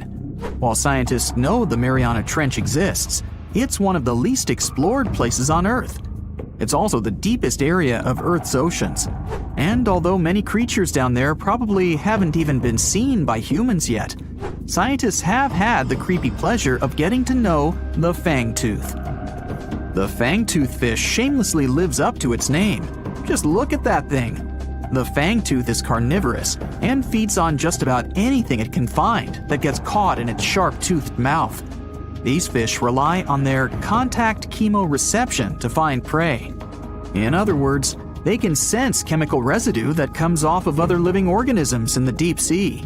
This is because they don't have any light-producing cells on their bodies, unlike many other deep-sea fish. On top of all that, it's pretty dark down there, so whatever crosses their path, they chomp on. While these guys look pretty scary, they're not a threat to humans. They only grow about 7 inches long. Even so, I wouldn't want to run into one of these things during a relaxing swim in the ocean. The Dunkleosteus. Strangely enough, this prehistoric fish, known as the T-Rex of the seas, had no teeth. Those were replaced with bony plates that allowed it to have the strongest bite among other monsters of its size. The goblin shark. If you thought the movies about sharks were scary, this next deep-sea creature will make you swear off going for dips in the ocean forever. However, it lives 3,000 feet underwater, so you'll never likely see it face to face. The goblin shark looks like a cross between a shark and a creature from your worst nightmare. These sharks boast a protruding sword-like snout with a jaw that juts out to match. Unlike other sharks that have more of a gray hue, this creepy thing looks not so pretty and pink. Aside from their scary demeanor, what do scientists really know about the goblin shark? Well, not much, except that they can grow up to 18 feet in length. Looks like there's still a lot to learn about these guys, if you dare to.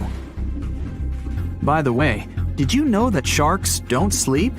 Many species have to keep water moving over their gills to get oxygen, so they can't fall into a deep sleep like we do.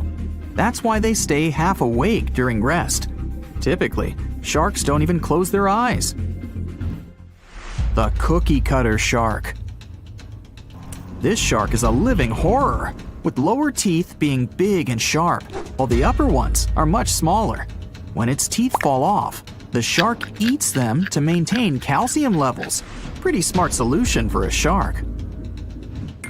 The frilled shark. Studying the frilled shark is like looking through a portal back to prehistoric times. That's because scientists think that these eel-like sharks haven't changed much since their oldest ancestors roamed the deep sea waters, so they're sometimes referred to as living fossils. These sharks' mouths are filled with a terrifying 25 rows of backward-facing sharp teeth, 300 in total. They're designed to grasp prey and hold them tight so they can't get away, according to early studies of the shark conducted in 1884 and published in the Bulletin of the Essex Institute. Luckily for swimmers, the frilled sharks live between 390 feet and 4,200 feet below the ocean's surface, so they'll probably never run into them. Probably. This is probably the worst nightmare of any dentist. The northern stargazer. Take a look at this cutie. The northern stargazer is definitely not something you'd wish to see on the ocean floor. This horrid creature hides its body under the sand, leaving its face above to wait for prey. The tasseled wobbegong. Here's another carpet shark on our list. It lies low on the bottom of the sea and patiently waits for its prey to come by. The Australian ghost shark. The Australian ghost shark isn't really even a shark, but a very bony fish. It's also a living fossil. It hasn't changed within the last 400 million years. Believe it or not, sharks and humans have a common ancestor that lived around 440 million years ago. Even though we both evolved in our own way, there are still some signs of that connection. For example, the genome of an elephant shark is very similar to humans. The Leopleurodon. This list of terrifying creatures would be incomplete without mentioning the terrifying and prehistoric Leopleurodon. This carnivorous marine reptile existed during the Colovian stage of the Middle Jurassic era and ruled the waters at 9 feet in length. Scientists believe Leopleurodon thrived in this deep-sea trench because of its ability to swim long distances and its 4 paddle-like limbs. While they probably weren't able to propel themselves toward prey like other animals of the area, they did manage to accelerate and attack very ruthlessly and efficiently. Additionally, they relied on their long snouts to smell prey, which leads scientists to believe they didn't rely on sight for hunting. This means they could have thrived in the dark Mariana Trench. Around 150 million years ago, Leopleurodon became extinct due to competition for prey against other thriving marine reptiles. And I think I speak for all of us when I say, thank goodness for that. Considering that scientists have only explored 5% of the ocean floor and found some of the scariest sea creatures imaginable, one can only dream of what other animals reside in the deep sea waters. Perhaps it's best to keep them in your imagination. Am I right? The megamouth shark. This shark is a filter feeder, and it's friendly to humans, although its huge mouth can look quite threatening. Like basking sharks, it swims with its mouth constantly wide open, as if it were on Twitter.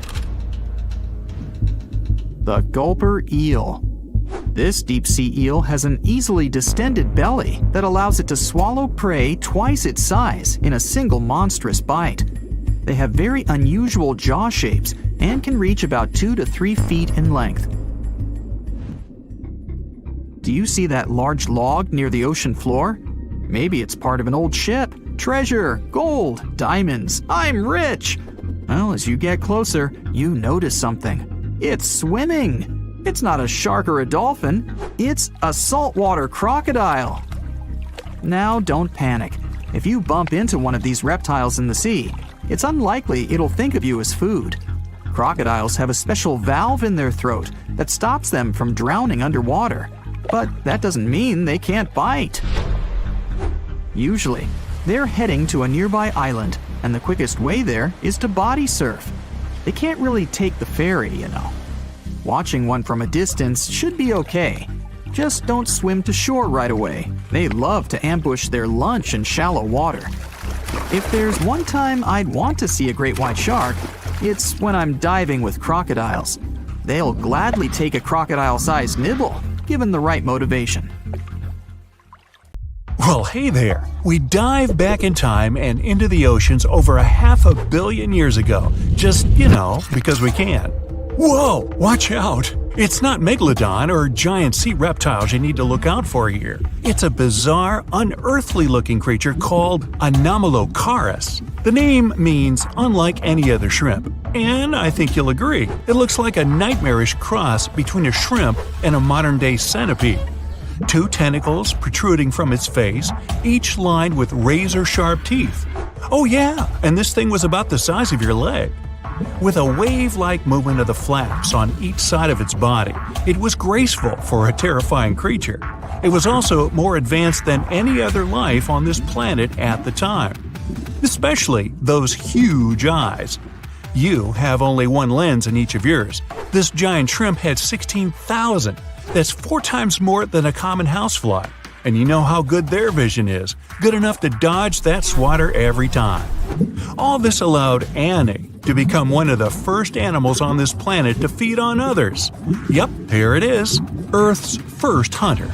Its favorite meal? Trilobites. Hey, try a bite. Those are the ancient ancestors of crabs. Some of their fossils have marks on them in the same shape as the monster shrimp's mouthparts. Terrors of the past like this got to be so giant thanks to more oxygen in the atmosphere. A perfect example of this, Meganeuropsis. Imagine a dragonfly. Now make it as big as a cat, and with a wingspan longer than your arm. Megan, the monster-sized dragonfly, could easily grab other insects or even small animals, and she ruled the air with quick movements. Back then, there were still no large birds or other airborne enemies for this behemoth bug, so it was safe and free to grow as large as this planet would allow. Piranhas of the past were also jumbo-sized. Mega piranha was about 3 times the size of the river terrors we have today. Its bite force was about the same as a tiger's, and those striped kitties bite down 2 times harder than lions. That means it probably not only dined on other fish and any land creatures that, got too close to the water, but it could also easily crunch down on large turtles and other unlucky shelled creatures. And fun fact, modern-day piranhas bark like dogs when they're about to enter a confrontation. It actually sounds more like a frog's ribbit. But makes you wonder, what did this mega-sized ancient cousin sound like? A bear roaring? How about giant sea scorpions the size of your bed? Go back about 460 million years, and you'd see them swimming under you. And watch out for that tail. Scientists still don't know if these creatures could use it to inject venom like your standard land scorpion, but something tells me I wouldn't want that thing anywhere near me. Then there's this guy, Therizinosaurus. Terry looks sort of like a goose with long arms. Oh, and did I mention this goose dino is about 2 stories tall and longer than a bus? Yow! Its arms make the T-Rexes look even more bite-sized, each 8 feet long, almost triple the length of T-Rexes. And on the end, razor-sharp claws the size of your whole arm. Now, don't worry about those lengthy claws too much, though. Terry probably used them to cut through giant termite nests. So, this huge reptilian goose was more interested in eating bugs and plants. Another mega monster for you, Megatherium. The giant ground sloth could look a giraffe straight in the eye and weighed as much as a hippo. It moved mainly on its hind legs and used its massive tail as support. He had huge paws with colossal knife-sized claws. The sloth could use them to defend itself from enemies and to bend tree branches in search of food. But the biggest danger to the giant ground sloth wasn't dinosaurs or saber-toothed tigers. It was our own species. Yep, humans showed up just in time to meet this fellow and to, eat him up. Titanoboa was a terrifying 50-foot snake, as long as the great megalodon itself. It was also more than 2 times heavier than the heavyweight champion among snakes today, the green anaconda. Crocodiles were a regular on this serpent's menu. Titanoboa could swim 3 times faster than the fastest Olympic swimmer our species has ever seen. It was quicker and more dangerous in the water than outside it. And don't forget the boa part of the snake. This massive snake wasn't venomous. Instead, it liked to squeeze. Remember that giant shrimp from earlier? Well, Opabinia looks like its teeny-tiny finger-sized cousin. And instead of 2 toothy tentacles, this thing had a vacuum hose coming out of its face. On the end of that trunk, what looks like a single crab claw. Add 5 eyes and a mouth under its head, and you've got a recipe for something not of this planet. Only it is. This creature used its trunk like an elephant does. Its claw grabbed food from the bottom of the ocean and brought it up to its mouth. This thing is so weird-looking that, apparently, when the scientists who discovered it presented his findings to an audience, they all laughed as if he were joking. Now, a real-life monster, the Tully monster. From a distance, it looks a bit like Nessie, that long neck and teeth-lined jaws. But get closer, and you'll see it's more like a long nose with a mouth attached at the end, like a mosquito. Its eyes are further back, sticking out of tubes all snail-like. Tully was an ancient mollusk, about the size of your forearm. It probably dined on jellyfish and shrimp 300 million years ago. Thylacus smilus will put a smile on your face as long as you don't get too close. No, it's not a relative of the saber-toothed tiger. It was a marsupial, making it more related to a kangaroo than anything. And if you compare them to body size, its fangs were actually longer than a saber-toothed tiger's. And they grew continuously. As for that beard on its chin, that's actually all chin. The lower jawbone grew down to a point under the mouth. Those fangs were rooted to the skull, going way back to its eyes. When the mouth was closed, that bony beard protected the long, sharp teeth from breakage. Staganapolis, not to be confused with Minneapolis, might look like a big crocodile with a squished-in snout, but it was mostly harmless. Its small head and very few teeth meant the reptile didn't have much to work with when protecting itself. That's what all those armored scales were for, and no need for huge fangs or long rows of razor-sharp teeth when you're a plant eater. That beak-like tip on its nose allowed the stag to dig up plants. So, really, this reptile was more like a 10-foot scaly pig than a croc. Basilosaurus was a type of ancient whale that lived on our planet about 45 million years ago. Not quite as long as a blue whale, but this guy was still big enough to munch down on other whales and even sharks. Some people believe these monsters could still exist today. Eyewitnesses claim to have seen a giant sea dragon, and Basilosaurus fits the description. Plus, 90% of our oceans are unexplored. There's plenty of space to hide a sea monster. But scientists haven't found any fossils of this ancient whale younger than 3.7 million years. So, this myth is busted. Stegosaurus is one of the most recognizable dinosaurs that ever lived. It can easily be distinguished by those huge spikes on its tail and the bony plates on its back. It was twice as long as a giraffe and nearly 5 times heavier. But compared to its body size, it had the world's smallest brain. It was no larger than a dog's. Pelagornis had the largest wingspan of any bird ever discovered. It was twice the size of the largest bird today, the wandering albatross. Such huge wings made it hard for the bird to take off. It could only do so by jumping off cliffs. And when it finally spread its wings, this giant could only go about 40 miles per hour. The fastest bird today can reach speeds 5 times that. The deeper you go, the creepier they get. You're about to travel to the darkest ocean depths and check whether this claim is true. Are the creatures living there as scary as people think? You go 120 feet down underwater. Pay close attention to the bottom under your flippers. Oh my, what's that terrifying face half hidden in the sand? That's the northern stargazer. You can meet this fish in the eastern United States. It buries itself in the sand until unsuspecting prey gets near. Then, the nightmarish creature electrically shocks the poor animal and dines on it. You are moving deeper to 240 feet under the surface. That's where you spot a colorful, puffy creature, no more than 1 foot long. It's the sarcastic fringehead. At first, the fish seems to be harmless. Only unless it's provoked. When this animal is agitated, it opens its huge mouth to fend off predators. This defense tactic is a sight to behold, both surprising and frightening. Luckily, the fish is no threat to people whatsoever. The creature you see next can comfortably live in shallow waters, but you meet it at a depth of 900 feet. You don't even need to wonder why the animal's called the Game of Thrones brittle star. Unlike starfish that slowly crawl across the seabed, this creature moves fast. It wriggles its long, flexible arms to get from point A to point B. Its body is protected by a hard calcium carbonate shell. Also called snake stars, these creatures are tiny and easily fit in nooks, cracks, and small crevices in rocks. At a much greater depth of 2,000 feet, you come across the giant squid.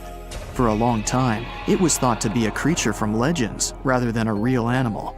The giant squid was first caught on camera in 2001, and it's exactly as big as its name implies.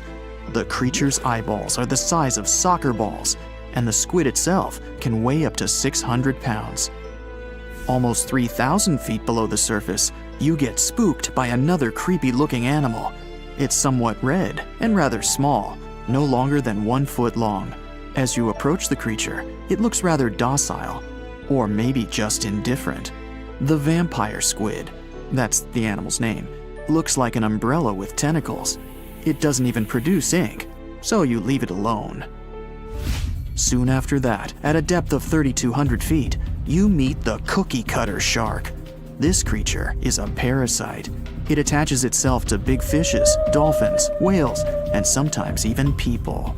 Then, using its neatly arranged serrated teeth, it gouges out cookie-sized pieces of meat.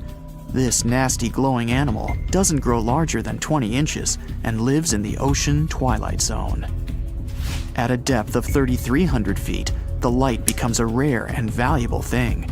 The animals living that far away from the surface have to evolve unusual features to survive. That's how the barrel-eye fish ended up with a transparent head and 2 super-sensitive barrel-shaped eyes. Right now, pretty much like always, they're pointed upward, allowing the fish to see potential prey and you. Almost 4,000 feet below the surface, you see something droopy and saggy. The blobfish doesn't have a skeleton or any muscle. Its jelly-like flesh lets the creature survive incredible water pressure. Despite its appearance, the blobfish is an ambush predator.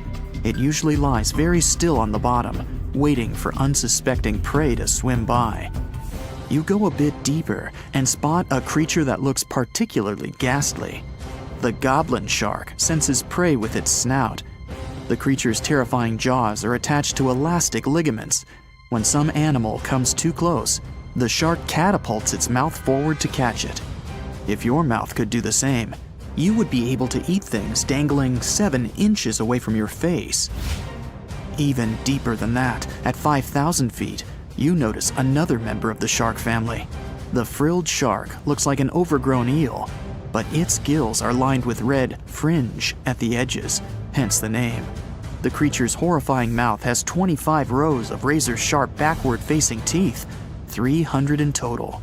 The shark prefers to hover in the water, waiting for its prey to come closer. Then, it charges at it like a snake. Suddenly, you see something glow brightly like an electric bulb. But after coming closer, you recoil in horror. The creature looks like an upgraded eel equipped with oversized teeth. That's the deep-sea dragonfish that can live at a depth of 6,000 feet. Chemical processes going on inside the fish's body produce an eerie red glow. This glow is used to communicate with other fish. At the same depth, you meet another deep-sea inhabitant. Its most prominent feature is its huge mouth. Thanks to it, the gulper eel can swallow its prey whole. Its stomach can expand to a terrifying size when it needs to fit something large. At a depth of 6,600 feet, you come across an angry-looking creature with a fishing rod over its head. It's the deep-sea anglerfish. The animal has an unusual dorsal spine, even though it's worn only by females. It protrudes above their mouth and has a lure on its tip, some luminous flesh that baits prey. The anglerfish has such a big mouth and its body is so pliable that it can swallow animals twice its own size. You're 7,000 feet down when you see another fish that's glowing in the dark. The black dragonfish is a sly creature. It has its light-producing organs arranged along its belly. The spooky creature also has gleaming flashlights next to its eyes. They help the animal find prey and attract potential mates. At the same depth, you also spot an enormous pillbug. But unlike the critter you can find in your garden, this one is at least 20 inches long. That's the giant isopod, and it is, indeed, related to the roly-poly, as well as crabs and shrimps. These creatures may look somewhat scary, but they're harmless.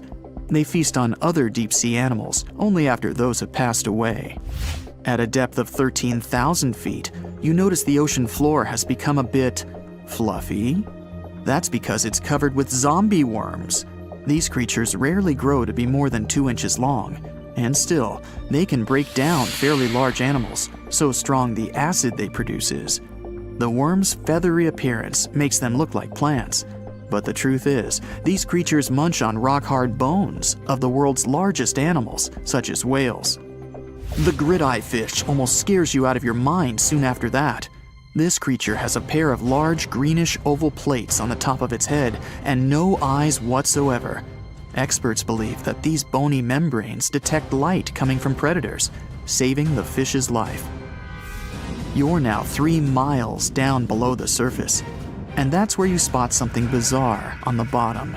It's definitely a fish, but it's standing on the ocean floor on 3 long, rigid legs. Ah, it's the tripod fish. Curious rather than scary. This creature has adapted to the almost complete darkness by giving up on its vision. It has to rely on vibration and touch to sense prey. And then, the fish uses its fins as hands to transport food directly into its mouth. You don't have time to go any deeper before you spot the faceless fish. This slightly off-putting creature has no eyes, and its mouth, smiling a Mona Lisa smile, is underneath its body. For the first time, the faceless cusk, which is the creature's official name, was seen more than a century ago. The next time it happened was only in 2017. Once you've reached a depth of 6 miles below the surface, you see deep-sea cucumbers. These bizarre creatures are much bigger than their shallow water relatives. They spend most of their time on the sea floor. But if they need to escape predators, they are able to swim away. Deep-sea cucumbers have bright purplish coloring, tiny feet, and tentacles that surround their mouths. Cute. The question is, why do these deep-sea creatures look so scary? Life is very different there, at the bottom. Tremendous water pressure, a lack of food, and constant darkness. You have to adapt to survive in such extreme conditions. Can you swim? Good. Because you're going on a journey to the deepest point of the Pacific Ocean. Now put on your flippers. The very bottom of the Mariana Trench is awaiting. Now get in the water. Really, come on. All right. 1 foot underwater. That's the depth you can swim with no special gear like a mask. Hey look, must be some tourists. Or whales. 10 feet underwater. That's a little deeper than the public pools and beaches around the United States. You can see colorful fish and even photoplankton that feed on the sun's rays.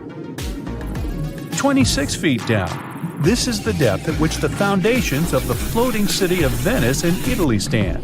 Builders laid columns at that depth on which they later built houses and streets. 30 feet underwater.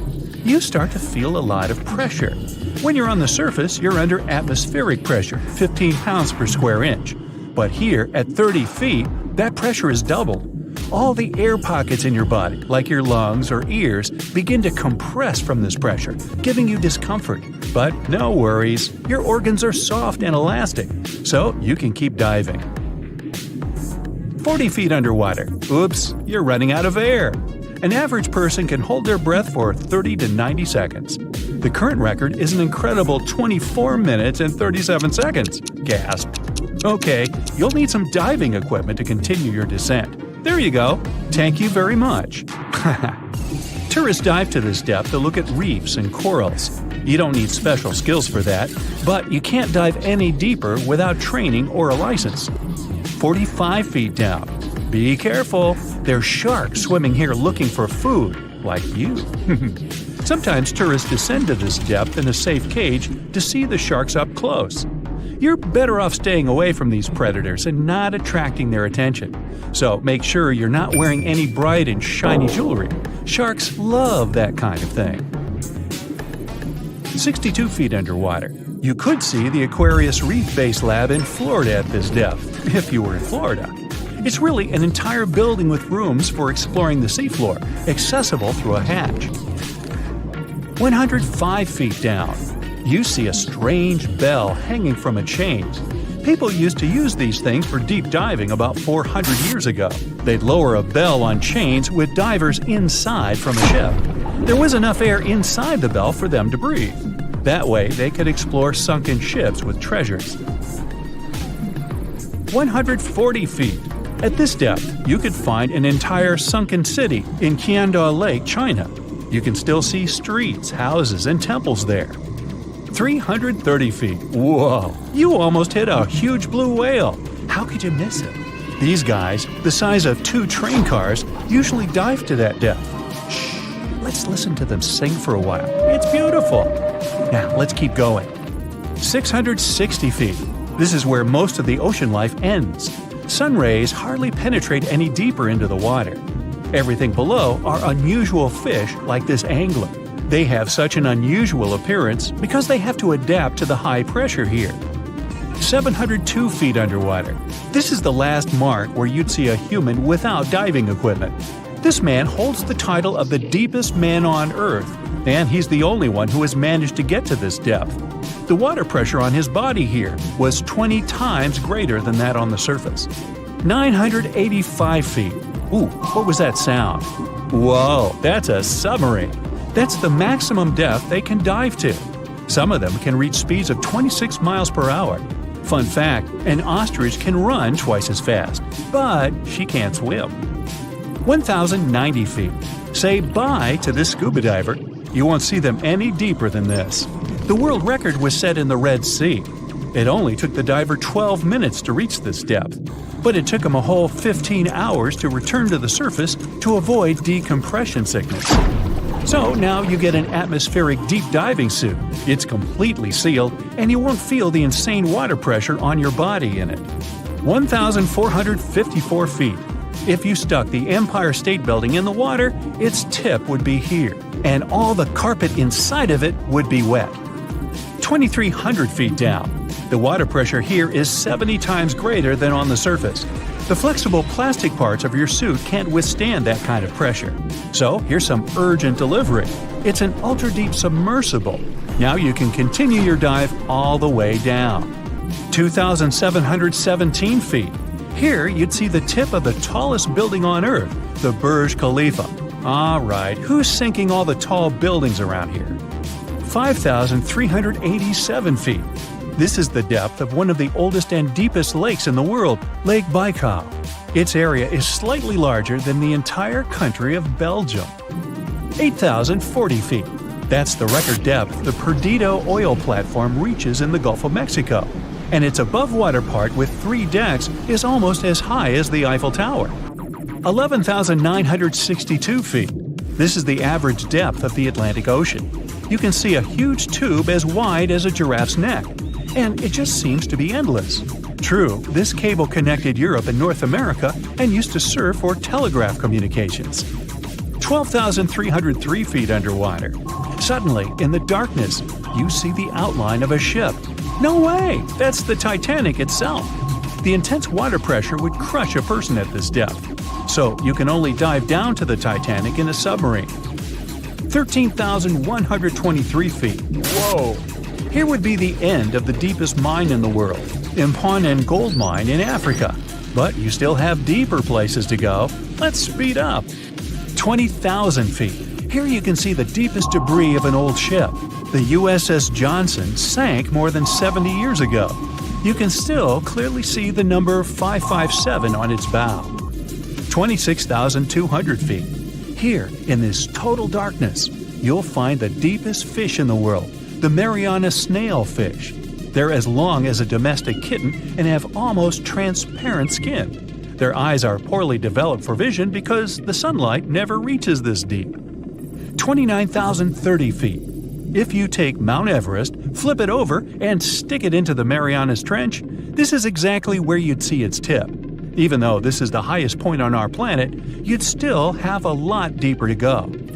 35,755 feet down. Here, in the Challenger Deep, you'd still see life. You'd need a microscope for that, though. Bacteria living here feed on organic molecules, similar to oil. A little deeper? Congrats! You've touched the bottom. It's 36,070 feet deep. The pressure here is 1,071 times higher than on the surface. But you're not the first person to have been here. One of the last expeditions to the bottom of the Mariana Trench was in 2012. An American filmmaker descended here in a submarine he designed himself. But the pressure broke some of the engines, so it was hard for him to maneuver here. The sonar was also damaged, and some of the batteries drained. He was in the Challenger Deep for about 3 hours and took many pictures and videos.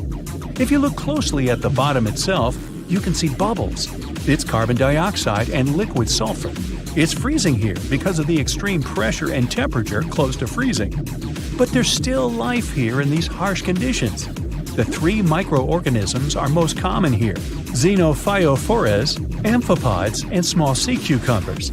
There's so few of them because they don't have enough food down here. Usually, there's a lot of palm leaves on the ocean floor, which get there from the land. But the Mariana Trench is 124 miles from the nearest islands. So the only food here is old plankton and fish scales from the ocean's upper layers. But it needs to travel tens of thousands of feet to become food for the bottom dwellers. But can you go even lower into the crust of the Earth? Well then, you'll need to unleash your giant drill and fire up the jet engines. You're pushing another 36 miles through the Earth's crust, and here is its edge. You've entered the upper mantle. It's an ocean of hot lava, 1,800 miles deep. You have to literally swim through this, reaching the outer core, another 1,400 miles deep. Then you reach the inner core, another 755 miles, and congrats! You're at the very center of the Earth. I hate to ask, but how do we get out of here? So you're swimming 2 miles down at the bottom of the ocean. Don't ask me how, just play along. It's cold and the pressure is intense. No fish in sight. Then you notice a green shiny thing. It's a cookie cutter shark. Its neck glows in the dark to attract fish and other delicious treats. The shark doesn't look like much. It's small, about the size of a cat. It has brown skin and large green eyes. But looks can be deceiving. Every night, this creature rises to the surface and goes after great white sharks, whales, even swordfish. If you look closely, you'll see a round mouth with a bunch of sharp teeth in it. They don't just bite, they work kind of like a saw. This one's called a cookie cutter shark because when it sees something delicious, it takes a cookie-shaped bite out of it. These sharks have even been known to disable submarines. Wonder what flavor they are. Our next shark is about the length of a car. Only about 100 of these sharks have ever been seen, but if you met one, you'd never forget it. It has a big mouth, a huge mouth, a mega mouth, like me. It's the mega mouth shark. You could easily fit in it if you curled yourself up. They're not dangerous though, not to humans. They feed by swimming around with their mouths open, filtering out plankton and other underwater goodies. The shark has special organs in its mouth that glow, attracting little crustaceans. It swims deep in the ocean in total darkness. Probably has a great smile though. Thresher sharks also have a huge body part, the tail. It's almost half the length of the shark itself, and it looks like a helicopter blade. It's one of the few animals that hunts using its tail.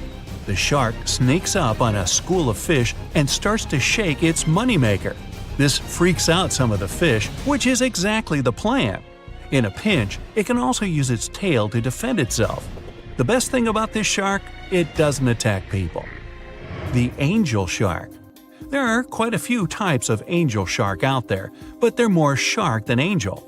They're flat like stingrays, and their skin is covered with patterns that help them blend in with the seafloor. Because of this disguise, divers sometimes accidentally touch them, which isn't the best idea. They're fast and have powerful jaws. Still, they prefer the taste of small fish to you. The horn shark has two ridges that look like horns right above its eyes. It's definitely the grandpa of the shark world. Not aggressive, swims pretty slowly, and is up late almost every night. Its two favorite meals, sea urchins and crustaceans. It moves its fin on the seafloor almost as if it had paws. But don't underestimate this guy. It has one of the strongest bites of any shark. It needs those strong teeth to crush the shells of its late-night meals. And if something tries to attack it, watch out. Horn sharks have sharp spikes on their fins. The award for the ugliest shark goes to the goblin shark, and it's not even close. From the outside, it already looks kinda weird and is about the size of a pink underwater motorbike. It has a long tail and a seriously long nose. It lives way down in the depths of the ocean and loves to eat squid. It's not as fast as its relatives, but it's way more sneaky. It has a secret squid catching technique which is totally wild. The shark swims behind the squid. It's catching up, getting closer and closer, but the squid isn't slowing down, no way. It looks like the poor goblin shark won't have any lunch today. Then it opens its mouth. Its jaw is attached to folds of skin that mean it can literally throw its jaw out of its mouth. And it's a shark, so those teeth are sharp. That extra reach helps it grab its lunch, and when the meal's over, it pops its jaw back in its mouth. These sharks have been seen many times off the coast of Japan. They're actually named after the goblins in Japanese myths and fairy tales. There's only one thing out there cooler than a ninja shark. It's the ninja lantern shark. Imagine there's a tube you can slide down that takes you to the bottom of the ocean. It's too dark, you can't see anything. Suddenly, a glowing dot, moving around in the distance. It's coming closer, shooting towards you. It's a blue glowing head. Worse, it looks like this head doesn't have a body attached to it. The ninja lantern shark has black skin, so it's almost invisible in the dark. It's only the size of a human arm, but its small, sharp teeth are no joke. No one really knows why this shark glows. Maybe to attract tasty fish? Another theory out there is that it uses this light to communicate with its friends. It has friends? The hammerhead shark. These ferocious sharks can weigh up to half a ton. They live in tropical waters all over the world, and they're one of the most recognizable sharks out there. Their eyes really are located on the sides of their hammerhead. This means they can see in almost all directions.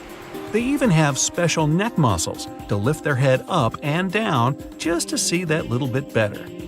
Their favorite food? Stingrays. You know, those flat things that swim along the seafloor, camouflaged to look like sand and bits of rock. Stingrays get by blending in with their surroundings. Danger mostly just swims by. But the hammerhead's eyes see everything. Uh-oh.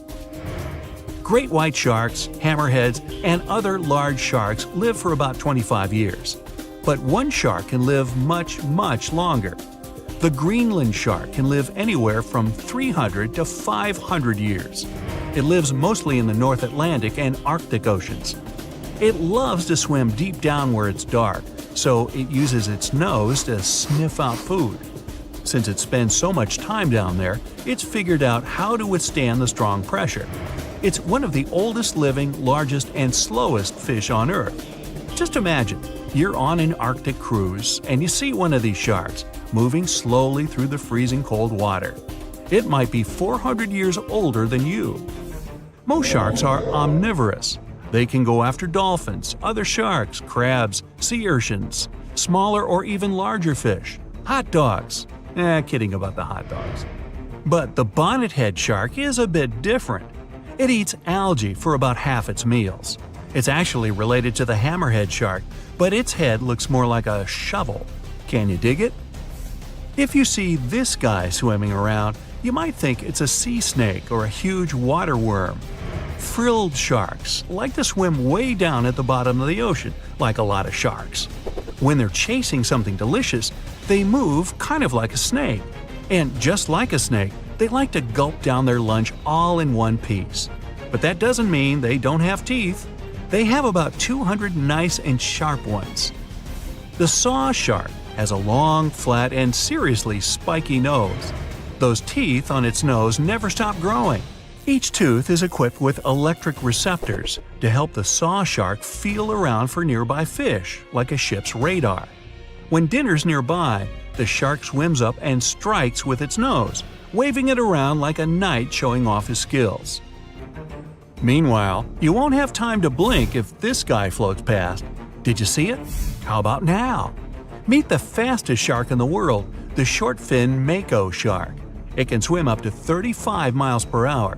That doesn't seem that quick on land, but underwater, that's fast. Slower than a cheetah, but faster than most dogs. It's warm-blooded, which is super rare for a shark. That helps it swim to cold and distant places where an ordinary shark simply wouldn't survive. The swordfish goes much faster. It can swim up to 60 miles per hour. It's not a shark, but it's still an amazing creature. In a race, the swordfish will usually come out on top. But it's not just fast, it's ingeniously fast. It has a gland next to its nose that pumps out a special oil. This oil spreads through its nose and comes out through tiny holes. This special oil is waterproof, which lets the swordfish glide through the water at high speed. Want to high-five a sea creature? Well, put your hand up for the Tasmanian red handfish. This fish doesn't swim like a fish. It walks. It uses its flipper-like hands to stroll around on the ocean floor. These bottom walkers are disturbed by swimmers and boats a lot. Some people even want to take them home as pets. I think it's better to just give them a wave and swim on by. The vampire squid. Its species name is Vampiroteuthis infernalis, which translates to vampire squid from hell. Oh yes, this vampire squid means to terrify everyone with its name, its dark red color, its spikes at the bottom, and the scary fact that it can basically turn itself inside out. The vampire squid loves putting on a good show, but it's as harmless as a kitten is to humans. It's as if Dracula scared the pants off you, but he didn't have blood-sucking fangs. The vampire squid feeds on food particles from plants and animal matter floating near the ocean's surface. Since they're not predators, they need good defensive strategies, and their vampiric look is designed to ward off large creatures who want to eat them. Turning themselves inside out is a defensive mechanism since the spiky areas in the inner skin are more intimidating. They also shoot out a substance that does not have color, but is packed with bioluminescent particles to distract predators. The vaquita. Going out on a boat off the coast of Mexico sounds like the perfect vacation. The sun, the blue water, the most endangered sea creature. Wait, what? The vaquita isn't dangerous, but don't expect it to stick around to say hello or sign any autographs. It's incredibly shy. This little cow, that's what it means in Spanish, is one tiny sea mammal. With those black markings around its eyes, it looks more like a sea panda to me. Seeing one should make you feel very special. They're on the brink of extinction. mostly because they get caught by accident in fishing nets. It's estimated that there's only 10 left in the wild. The blue dragon. This little creature looks like something out of a kid's fantasy movie. It's called the blue glaucus, casually referred to as the blue dragon or blue angel. It can be found in many places, the Atlantic, Pacific, and Indian Oceans. It's kind of a mollusk and it only grows to be about an inch long. What you think is the back is actually the mollusk's bright underbelly. It regularly floats on its back so that its blue colors help it camouflage with the water's waves. The blue dragon isn't just pretty, it's also smart. It usually feasts on Portuguese man-o'-wars, also known as Physalia physalis. The blue dragon stores their stinging cells for later use, in essence, stealing their defensive mechanisms. When the blue dragon is threatened, it releases those stinging cells it stored, directing them at an enemy to sting them with more power than the Portuguese man-o'-war would have been capable of. As they can store a huge amount of stinging cells, they can be a threat to humans. So, if you find one, don't pick it up. It's best to admire it from a distance. The barrel-eye fish. If you ever wanted to have Superman's X-ray vision, looking at the barrel-eye fish will make you feel like you gained that superpower at some point in your life without even realizing it. The barrel eye has a transparent head, so you can see how their eyes and brain look inside. This magnificent creature lives in the deep sea. This is the lowest level of the ocean, where strange creatures roam in near-freezing temperatures and constant darkness. They're exposed to water's pressure that's almost 1,000 times that of the surface. If the idea of the deep sea sends a shiver down your spine, stay tuned to learn about another of its creatures later on. The barrel-eye fish can be found in the Atlantic, Pacific, and Indian Oceans. You might be wondering, why oh why would a fish have a see-through head? And that would be a fair question. Since the species was discovered in 1939, it was believed that the fish's eyes were set to see straight ahead and couldn't move. So it was assumed that they had tunnel vision. Scientists Bruce Robinson and Kim Reisenbichler from the Monterey Bay Aquarium Research Institute recently discovered that the fish can move its eyes vertically to see through the top of its translucent head, thus noticing if there are predators or prey nearby. The transparent head also allows more light to enter so they can detect prey better. It's believed that the barrel-eye fish eats jellyfish and small fish species. If you dive in the ocean at night, you might be lucky enough to see how orange ball corallomorph blooms in the dark. But make sure to be quick because as soon as you turn on your flashlight to take a good look, it will retract its tubes back into itself. The megalodon. The whale shark isn't the biggest shark known to humans. If the entire shark species were a kingdom, the prehistoric megalodon would be the ruler of the sea. Megalodon roamed the ocean a long time ago. About 15.9 to 2.6 million years back between the early Miocene and late Pliocene eras. While they've long been extinct, people are still amazed to learn about these gigantic sea beasts. Megalodon could reach anywhere between 45 feet to 60 feet in length with jaws more than 6 feet wide. A fossil of a tooth that once belonged to a megalodon measured at 7 inches. Needless to say, I'm pretty stoked that these guys have long been extinct. But there's still some adventurers out there hoping to meet this monster one day. The Dumbo octopus. This adorable creature, or creepy creature, or however you want to see it, is officially called Grimpoteuthis. More casually, it's referred to as the Dumbo octopus, named after the Disney character. Though Dumbo, the elephant, not the octopus, was teased for his big ears, it's highly unlikely that this adorable octopus gets teased by its water neighbors. They are the deepest living octopuses, living in the deep sea, and you know how scary that place is. They're only about 8 inches tall and spend their days hovering just above the seafloor eating snails, worms, and other food they find in the current or near ocean vents. There are nearly 17 species of Dumbo octopus, and they all have differences in height, color, and body parts. If you can't get enough strange animals, you'll be glad to learn that the deep sea has barely been explored by humans. So keep an eye out. There are bound to be more fascinating animals discovered in the deep in the future. The sea angel. These creatures might look and sound pretty cute, but their diet is far from sunshine and lollipops. Their favorite food are sea butterflies. They lay mucus traps for them and wait in ambush. The squat anemone shrimp. This shrimp is tiny, only 0.5 inches. It's also known as a dancer shrimp because of its peculiar behavior.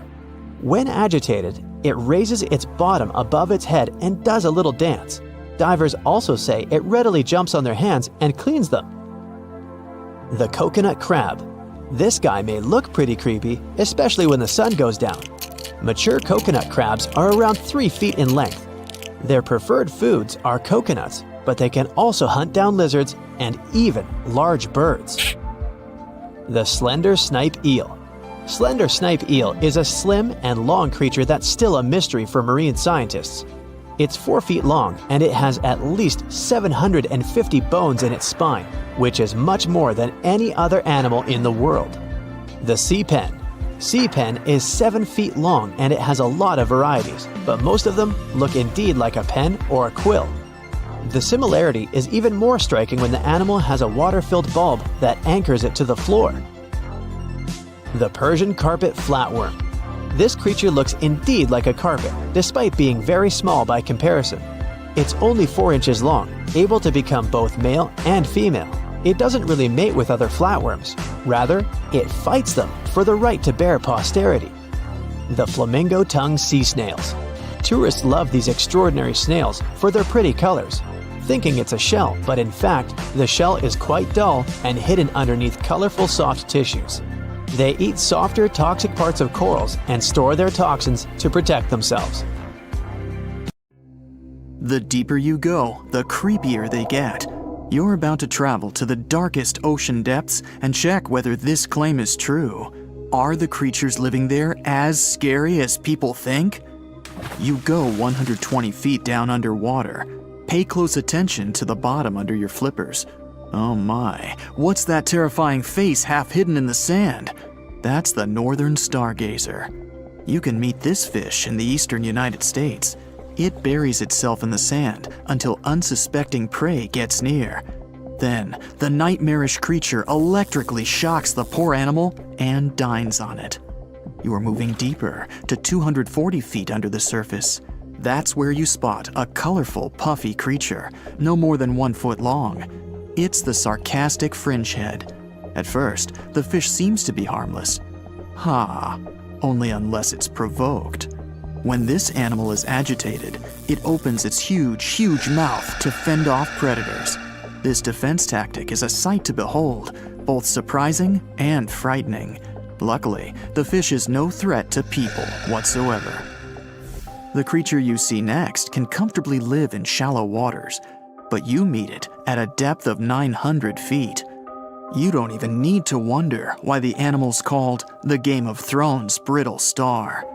Unlike starfish that slowly crawl across the seabed, this creature moves fast. It wriggles its long, flexible arms to get from point A to point B.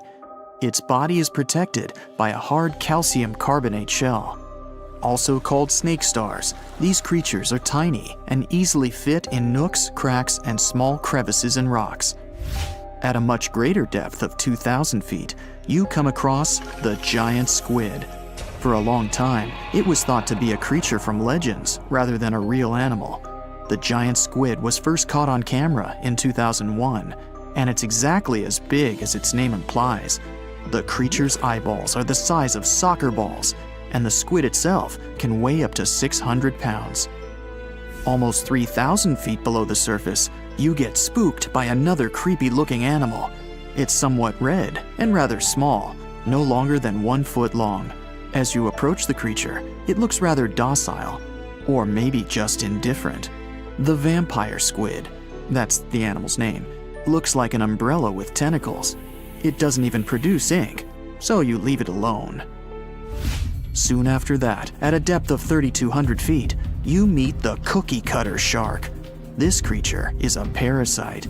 It attaches itself to big fishes, dolphins, whales, and sometimes even people. Then, using its neatly arranged serrated teeth, it gouges out cookie-sized pieces of meat. This nasty glowing animal doesn't grow larger than 20 inches and lives in the ocean twilight zone. At a depth of 3,300 feet, the light becomes a rare and valuable thing. The animals living that far away from the surface have to evolve unusual features to survive. That's how the barrel-eye fish ended up with a transparent head and two super-sensitive barrel-shaped eyes. Right now, pretty much like always, they're pointed upward, allowing the fish to see potential prey and you. Almost 4,000 feet below the surface, you see something droopy and saggy. The blobfish doesn't have a skeleton or any muscle.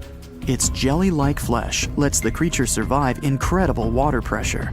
Despite its appearance, the blobfish is an ambush predator. It usually lies very still on the bottom, waiting for unsuspecting prey to swim by. You go a bit deeper and spot a creature that looks particularly ghastly. The goblin shark senses prey with its snout. The creature's terrifying jaws are attached to elastic ligaments. When some animal comes too close, the shark catapults its mouth forward to catch it. If your mouth could do the same, you would be able to eat things dangling 7 inches away from your face. Even deeper than that, at 5,000 feet, you notice another member of the shark family. The frilled shark looks like an overgrown eel, but its gills are lined with red fringe at the edges, hence the name. The creature's horrifying mouth has 25 rows of razor-sharp backward-facing teeth, 300 in total. The shark prefers to hover in the water, waiting for its prey to come closer. Then, it charges at it like a snake.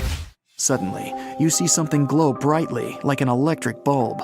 But after coming closer, you recoil in horror. The creature looks like an upgraded eel equipped with oversized teeth. That's the deep-sea dragonfish that can live at a depth of 6,000 feet. Chemical processes going on inside the fish's body produce an eerie red glow. This glow is used to communicate with other fish. At the same depth, you meet another deep-sea inhabitant. Its most prominent feature is its huge mouth. Thanks to it, the gulper eel can swallow its prey whole. Its stomach can expand to a terrifying size when it needs to fit something large. At a depth of 6,600 feet, you come across an angry-looking creature with a fishing rod over its head. It's the deep-sea anglerfish. The animal has an unusual dorsal spine, even though it's worn only by females. It protrudes above their mouth and has a lure on its tip, some luminous flesh that baits prey. The anglerfish has such a big mouth and its body is so pliable that it can swallow animals twice its own size. You're 7,000 feet down when you see another fish that's glowing in the dark. The black dragonfish is a sly creature. It has its light-producing organs arranged along its belly. The spooky creature also has gleaming flashlights next to its eyes. They help the animal find prey and attract potential mates. At the same depth, you also spot an enormous pillbug. But unlike the critter you can find in your garden, this one is at least 20 inches long. That's the giant isopod, and it is, indeed, related to the roly-poly, as well as crabs and shrimps. These creatures may look somewhat scary, but they're harmless. They feast on other deep-sea animals only after those have passed away. At a depth of 13,000 feet, you notice the ocean floor has become a bit fluffy. That's because it's covered with zombie worms. These creatures rarely grow to be more than 2 inches long, and still, they can break down fairly large animals, so strong the acid they produce is. The worms' feathery appearance makes them look like plants, but the truth is, these creatures munch on rock-hard bones of the world's largest animals, such as whales. The grid-eye fish almost scares you out of your mind soon after that. This creature has a pair of large greenish oval plates on the top of its head and no eyes whatsoever. Experts believe that these bony membranes detect light coming from predators, saving the fish's life. You're now 3 miles down below the surface, and that's where you spot something bizarre on the bottom. It's definitely a fish, but it's standing on the ocean floor on 3 long, rigid legs. Ah, it's the tripod fish. Curious rather than scary. This creature has adapted to the almost complete darkness by giving up on its vision. It has to rely on vibration and touch to sense prey. And then, the fish uses its fins as hands to transport food directly into its mouth. You don't have time to go any deeper before you spot the faceless fish. This slightly off-putting creature has no eyes, and its mouth, smiling a Mona Lisa smile, is underneath its body. For the first time, the faceless cusk, which is the creature's official name, was seen more than a century ago. The next time it happened was only in 2017. Once you've reached a depth of 6 miles below the surface, you see deep-sea cucumbers. These bizarre creatures are much bigger than their shallow water relatives. They spend most of their time on the sea floor. But if they need to escape predators, they are able to swim away. Deep-sea cucumbers have bright purplish coloring, tiny feet, and tentacles that surround their mouths. Cute. The question is, why do these deep-sea creatures look so scary? Life is very different there, at the bottom. Tremendous water pressure, a lack of food, and constant darkness. You have to adapt to survive in such extreme conditions. 450 million years ago, no, I wasn't around then, the sea level was higher, coral reefs started to form, the climate on our planet was stable and warm, not even dinosaurs were around yet. The time when bony and jawed fish we know as sharks appeared. They've been dominating the oceans and making other marine creatures flee in fear ever since. Many of them, like great white sharks, have evolved and adjusted to life in the open ocean as hunters with a pretty high position in the food chain. They're less diverse today than before. One of the reasons is the asteroid strike from the age of dinosaurs. After it reduced the number of shark species, only smaller and deep-water kinds that ate primarily fish survived. They started getting bigger over time. Near the surface, sharks such as makos or great white ones develop faster movements and are somewhat between gray and blue to blend in with their surroundings. The epaulet shark can even walk on the land. It can't take a walk on the beach because it can't breathe outside of the water, but it lives on coral flats in shallow tropical waters, so it can walk in kind of a crawling motion. But deep down below, there are mysterious, alien-looking, often huge shark species that didn't come to the surface, which is why they didn't need to adjust to the new environment and different conditions. They haven't changed a lot through time, so they're some living fossils. These creatures mostly don't have 5 gill slits, the most common number, but 6 or 7. It's because there's less oxygen the deeper you go in the ocean, so they need more gill slits. Sharks on the surface evolved to have fewer gill slits. 6-gill sharks are the most primitive sharks we have today. Their skeletons are like those of ancient extinct sharks, and they can survive only in very deep waters. Like cats, sharks have a layer of reflective cells placed inside their eyes, which helps them see better in the dark, deep sea or cloudy waters. Sharks on the surface have big eyes because they evolved to hunt in the sunlight, so they tend to rely on their vision. Those that live in shallow waters have small eyes, so they can protect themselves from the sand. Like some other deep-sea creatures, 6-gill sharks also have bigger eyes to take in as much light as possible. They have more light-sensing rods, but don't distinguish colors that well. In the ocean's twilight zone, with the minimum of sunlight, there's a couple of bioluminescent shark species. They don't take in light within their eyes, but produce or re-emit it with their bodies. Their skin or organs have specialized cells that produce a soft blue-green light. Deep-sea creatures that produce their own light do that to attract their prey, deter animals from going after them, or, scientists think, communicate with each other. It can even help them to camouflage.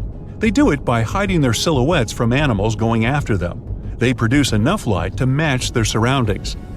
The biggest luminous underwater creature is the kitefin shark, found swimming 980 feet below sea level, preying on groundfish or smaller sharks.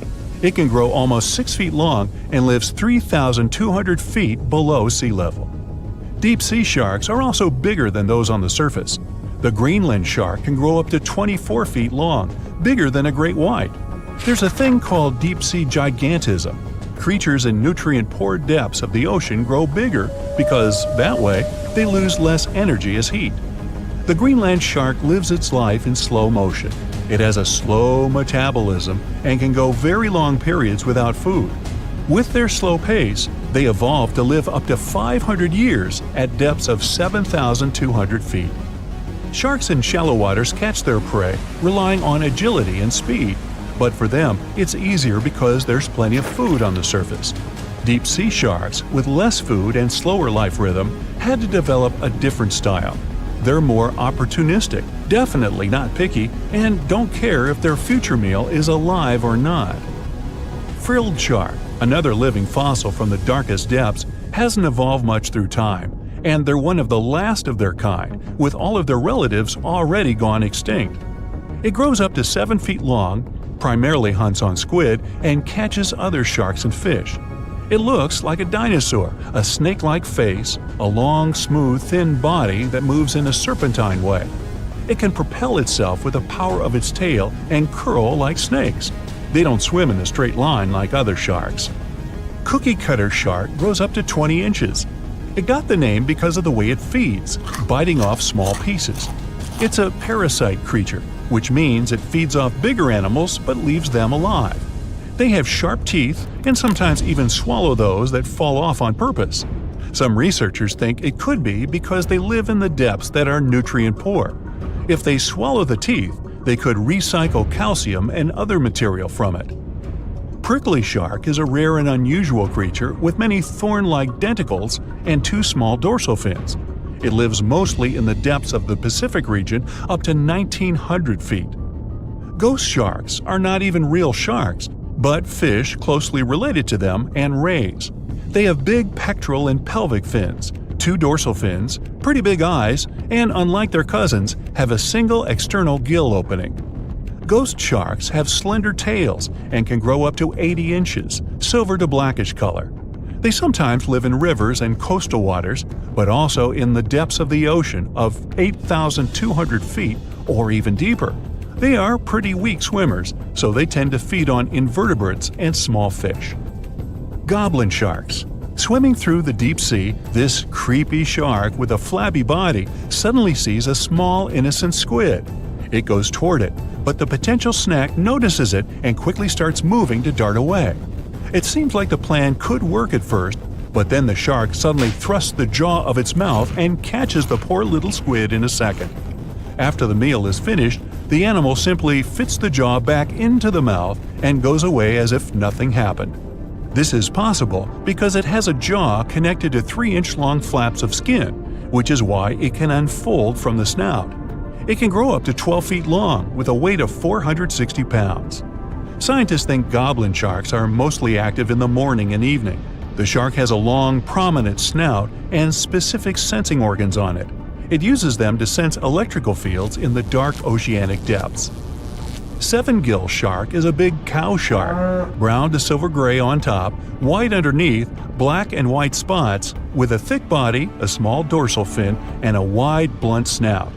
It can grow up to 10 feet long, mostly lives in the depth of 1,870 feet, but you can also find it in deep channels and bays.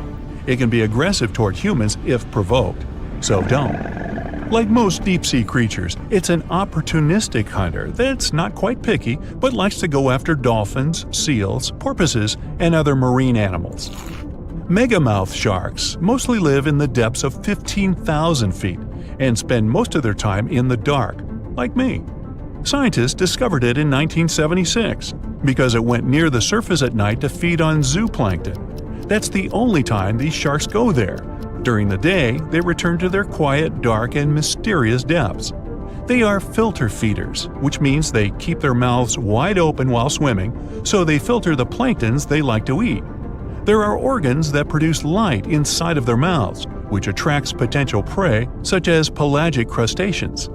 These sharks live in the deep parts of the ocean, but you can rarely find them below almost 2 miles.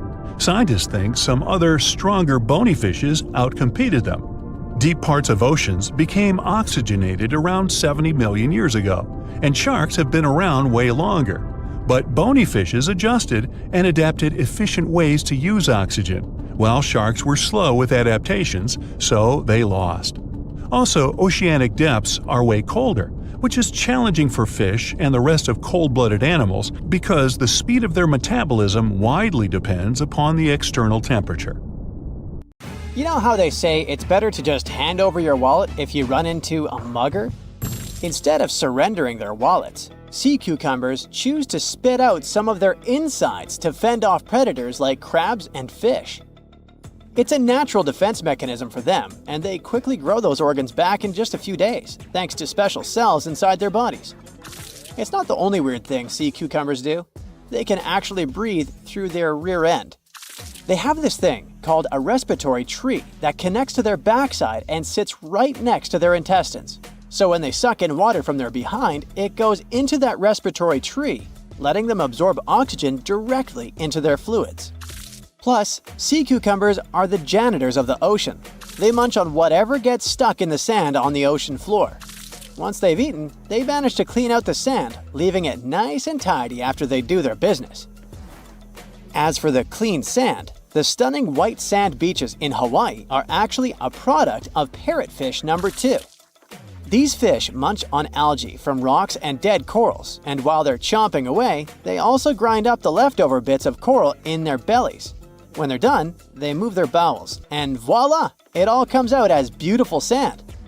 Not only do they play a vital role in keeping the coral reef ecosystem healthy, but they can churn out hundreds of pounds of this white sand every year. Marine animals are seriously impressive when it comes to holding their breath. Just look at sperm whales and elephant seals. They can stay underwater for a mind-blowing 2 hours. Then there's a Cuvier's beaked whale, which holds the crazy record at almost 4 hours underwater. When you compare that to the human record of 24 minutes and 37 seconds held by pro diver Budimir Shobat, it seems pretty insignificant. But what's the marine animal's secret that helps them excel humans this much? Unlike us, these sea creatures have a ton of hemoglobin and myoglobin in their blood and muscles, allowing them to store way more oxygen. When their oxygen runs low, myoglobin steps up and releases even more. Plus, they can tolerate higher levels of CO2, so they don't feel the need to breathe as quickly.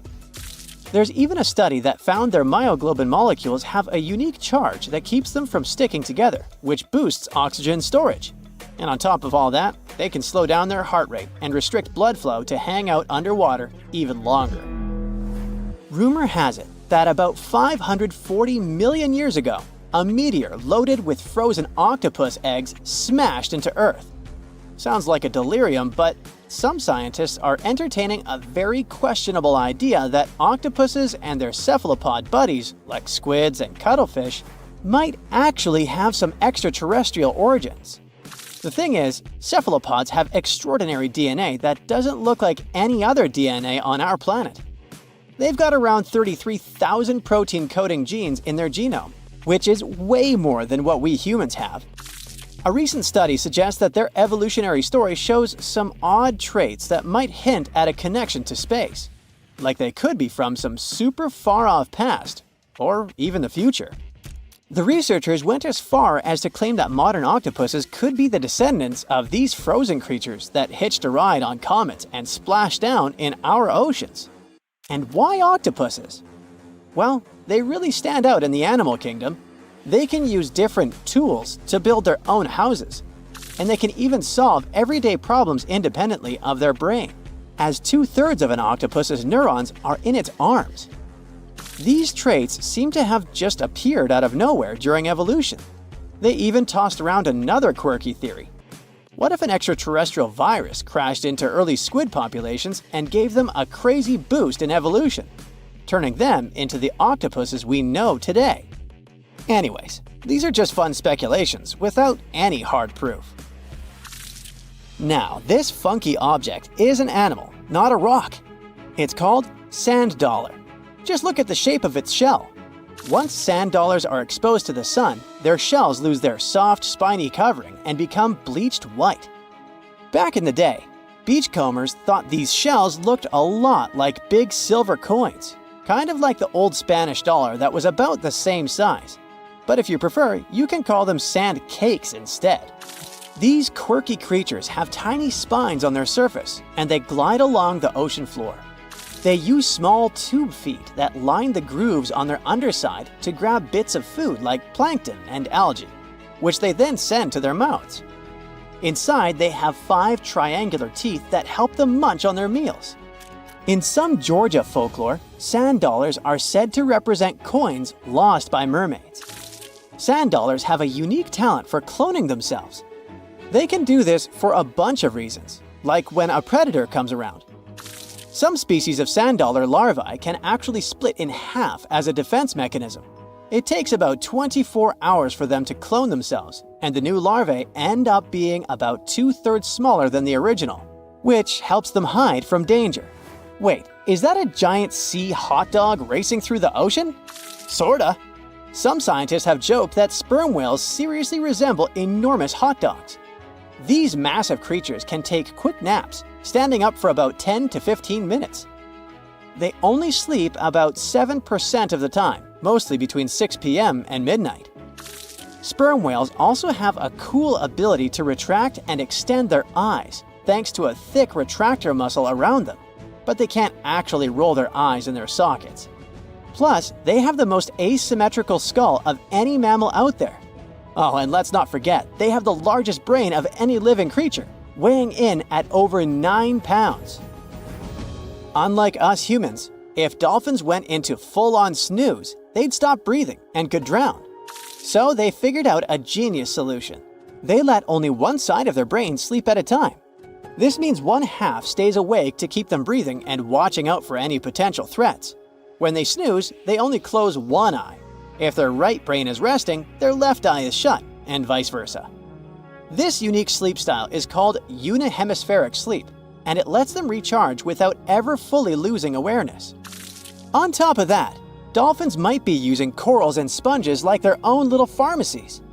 Scientists have seen them rubbing their bodies against specific types of coral and sponges, suggesting they might be treating skin issues. They've even spotted dolphins lining up to take turns at these spots, using corals like Gorgonian coral Rumphella aggregata, leather coral, and some sponges. What's really fascinating is that researchers have analyzed these corals and found they contain compounds that could help with dolphin skin conditions, which can sometimes lead to infections and lesions. Now, the big question is figuring out exactly how each type of coral helps dolphins, and if it really boosts their health overall. Sea urchins aren't exactly the Usain Bolts of the ocean. They move slowly by crawling with their tube feet and occasionally give themselves a little push with their spines. These little guys have just 5 teeth, which they use like a beak to scrape algae off rocks, which I'm pretty sure is the ocean's version of an all-you-can-eat buffet. But since all that scraping wears their teeth down, they're in a never-ending dental replacement program. Scallops are the underwater equivalent of the world's most confused security cameras, sporting up to 200 tiny eyes on their shells. These eyes are high-tech. They can even adjust their pupils to light. Instead of working like ours, scallop eyes have a unique setup. Light goes through a pupil, lens, 2 retinas, and then hits a mirror made of guanine crystals that reflects it back. Scientists were puzzled about how they see since their main retina often gets blurry light. But it turns out, scallops can change their pupil size by about 50%. Just don't expect them to do it in a hurry, as it takes a few minutes. Now here's something really neat about orcas. They're expert hunters, and they do it in groups called pods. A pod can consist of up to 40 orcas, forming a very effective hunting team. Interestingly, there are distinct types of pods, resident and transient. Resident pods are more into fish, while transient pods have a taste for marine mammals.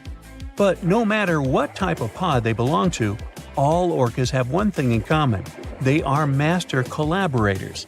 They work together using smart hunting techniques that are often compared to the teamwork of wolf packs. Almost 95% of jellyfish's body is made of water. For comparison, the human body is 60% water. It's probably not a surprise since jellyfish don't have a heart, blood, eyes, or brain. The other 5% of their body weight is proteins, muscles, and nerve cells. Jellyfish have been around for more than 500 million years. This makes them older than dinosaurs. These creatures haven't changed much, and today's jellyfish are pretty much like their ancestors. Electric eels have small eyes that are not so effective in environments with no light, so they mostly rely on their electric organs. Those consist of 6,000 cells. Eels use them to stow power, similar to batteries. These creatures use electricity, like bats use their radars or dolphins their sonar. An eel can also produce enough electricity to power a panel of light bulbs. There's a small tropical archer fish that can learn to recognize human faces. This fish has an interesting ability to spit small jets of water from its mouth. Researchers showed the fish the image of two different faces placed side by side. One was unknown and the other was familiar. The fish was supposed to spit water at the familiar one. The creature took the right guess more than 80% of the time. There's such a thing as a sea unicorn. That's an animal called the narwhal. Its horn is actually a tooth that can grow up to 10 feet long. Manatees, also known as sea cows, are distant relatives of elephants. Their weight can go up to 1,000 pounds. These creatures are vegetarian and need to eat around 10% of their total weight on a daily basis. That's lots of sea salad. In some cases, manatees share space with alligators, but they get along pretty well. You can even find a photo from Florida where an alligator rides a manatee's back. Frogfish have special fins that help these creatures walk along the sand. They're very useful in shallow waters. A ghost pipefish is hard to see, but once you spot it, you're bound to get really surprised. Its head makes up over 40% of its body. Crabs don't feel like wasting time on such formalities as putting foods in their mouth. That's why they taste it with their feet, which is where their taste buds are. Marine iguanas are the only lizards on our planet that like spending time in the ocean, even though they mainly live on land. They're herbivores that feed in shallow waters and swim like snakes. Iguanas use their long claws to hold on to the bottom when they need to graze. Green turtles can cross over 1,400 miles when migrating. They try to find the perfect spot to lay their eggs. Penguins sort of fly when they're underwater, reaching a speed of 25 miles per hour. More than 5 million years ago, I've heard, I wasn't around then, deep-sea worms and humans had a common ancestor. So we still share 70% of our genes with these creatures, and with sea stars, squid, and octopuses. Now, octopuses are in fact incredibly old. The oldest known fossil belongs to an animal that lived almost 300 million years ago. FYI, this is before our dinosaur buddies roamed the Earth. Wait, there's more! Octopus arms have a mind of their own. That's because 2/3 of their neurons lie in their arms, not in their heads. This means that their arms can problem solve how to open a shellfish, while their owner is worried about other stuff entirely. Talk about ninja-level multitasking. Oh, and like other animals, such as chimpanzees and dolphins, octopuses have proven to be good at maneuvering tools, like picking up old shells and using them as a temporary home. Now, of course, the most intelligent animals on our planet are humans, according to humans. But we don't seem to give pigs enough credit. Pigs are so smart they can play video games. No, not Minecraft. But in a recent academic study, scientists had 4 pigs play a joystick game. They had to manipulate the stick so that the moving ball would hit the wall and then they would get a treat. All 4 pigs did great in the test, which was surprising even to the scientists. Now, pigeons also aced an impressive test. They were trained to differentiate a Picasso painting from a Monet one, which they had no trouble learning. Then they were able to apply this knowledge, identifying works of art they had not previously seen, meaning they really understood the difference between each painter. Poor things are always seen as a nuisance. Now, if we placed kangaroos in an animal's most amazing ability contest, they'd win. It's mainly because they break the 4-legged rule. A special species of kangaroo, the red kangaroo, uses its tail to help propel it forward. Now, visually, it has 4 limbs, but in practice, it uses 5. They're biologically built to use their tail as a 5th limb, since it's packed with articulated vertebrae and thick muscles. Of course, it had to be an Australian animal. Deep within the Sahara Desert, you'll find a little creature known as the fennec fox. This huge-eared animal adapted perfectly to survive in its hostile environment. The huge ears help them to dissipate the unbearable heat of the desert, as well as help them to hunt for underground prey. Now meet this guy. Unlike what its name might suggest, the red panda is closer to a raccoon than it is to a giant panda.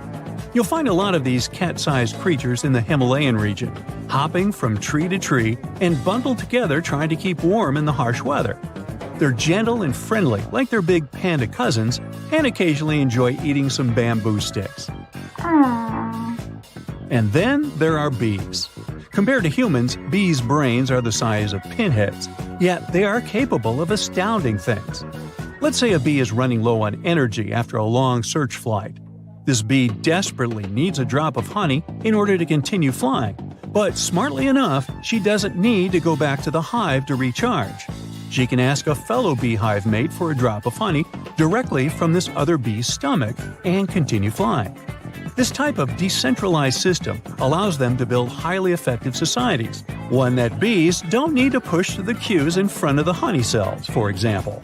Every year in the winter, great white sharks that live along the California coastline disappear. It feels as if they take a vacation for 30 to 40 days. The animals go to a point halfway between Hawaii and Mexico. They might do it to get some food, relax, or hang out with their buddies from other areas.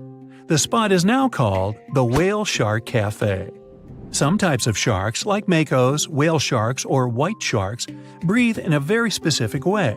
It requires them to swim all the time. They also need to move quickly and with their mouth open. This way, the oxygen can enter and reach their gills. Sea sponges are some of the most primitive animals. They're immobile, don't have a mouth, eyes, bones, brain, heart, lungs, or any other organ whatsoever. And still, they're alive. There's such a thing as a sea unicorn. That's an animal called the narwhal. Its horn is actually a tooth that can grow up to 10 feet long. Manatees, also known as sea cows, are distant relatives of elephants. Their weight can go up to 1,000 pounds. These creatures are vegetarian and need to eat around 10% of their total weight on a daily basis. That's lots of sea salad. In some cases, manatees share space with alligators, but they get along pretty well. You can even find a photo from Florida where an alligator rides a manatee's back. Frogfish have special fins that help these creatures walk along the sand. They're very useful in shallow waters. A ghost pipefish is hard to see, but once you spot it, you're bound to get really surprised. Its head makes up over 40% of its body. Crabs don't feel like wasting time on such formalities as putting foods in their mouth. That's why they taste it with their feet, which is where their taste buds are. Marine iguanas are the only lizards on our planet that like spending time in the ocean, even though they mainly live on land. They're herbivores that feed in shallow waters and swim like snakes. There's something known as the orange cat behavior, and apparently it's not just a meme. So far, scientists have been able to understand that coat color is connected to a feline's gender. And since orange is an X chromosome, orange cats are usually males, like Garfield. The so-called orange cat behavior describes ginger cats as agents of chaos. Again, pretty much like Garfield. However, there haven't been any conclusive studies on whether coat color and cat behavior are truly linked. In terms of vision, mantis shrimps probably have the most psychedelic vision out of all animals. These funny-looking creatures have a whopping 16 varieties of photoreceptors, with 5 of them reserved for the ultraviolet or UV spectrum. Ultraviolet rays are really short wavelengths, which are invisible to humans. The thing science still doesn't understand is how exactly these mantis shrimp view the world around them. Sure, they can perceive a bunch of colors, but they can't necessarily distinguish all of these colors among themselves. It can be that they just see a lot of really vivid, really blurry colors, but we haven't figured out a way to check that out. Now, to say sloths are cute is an understatement. They may be one of the friendliest animals in the jungle, but there's more. If you look closely at their fur coat, you'll notice hints of green. These greeneries are actually tiny little algae that grow alongside sloths. They help sloths to camouflage better in the jungle, but they also nurture them.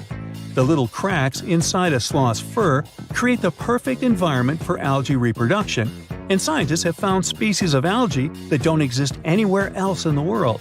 They do get by with a little help from their friends. Deep within the Sahara Desert, you'll find a little creature known as the fennec fox. This huge-eared animal adapted perfectly to survive in its hostile environment. The huge ears help them to dissipate the unbearable heat of the desert, as well as help them to hunt for underground prey. Texas is home to some of the oddest, creepiest, and most unusual animals you've ever heard of. It might come as a surprise, but this state is full of creatures you'll hardly see in other places. So, let's have a look at the most amazing ones. This truly beautiful bright blue creature is called the blue sea dragon. Despite such an imposing name, the critter is actually tiny.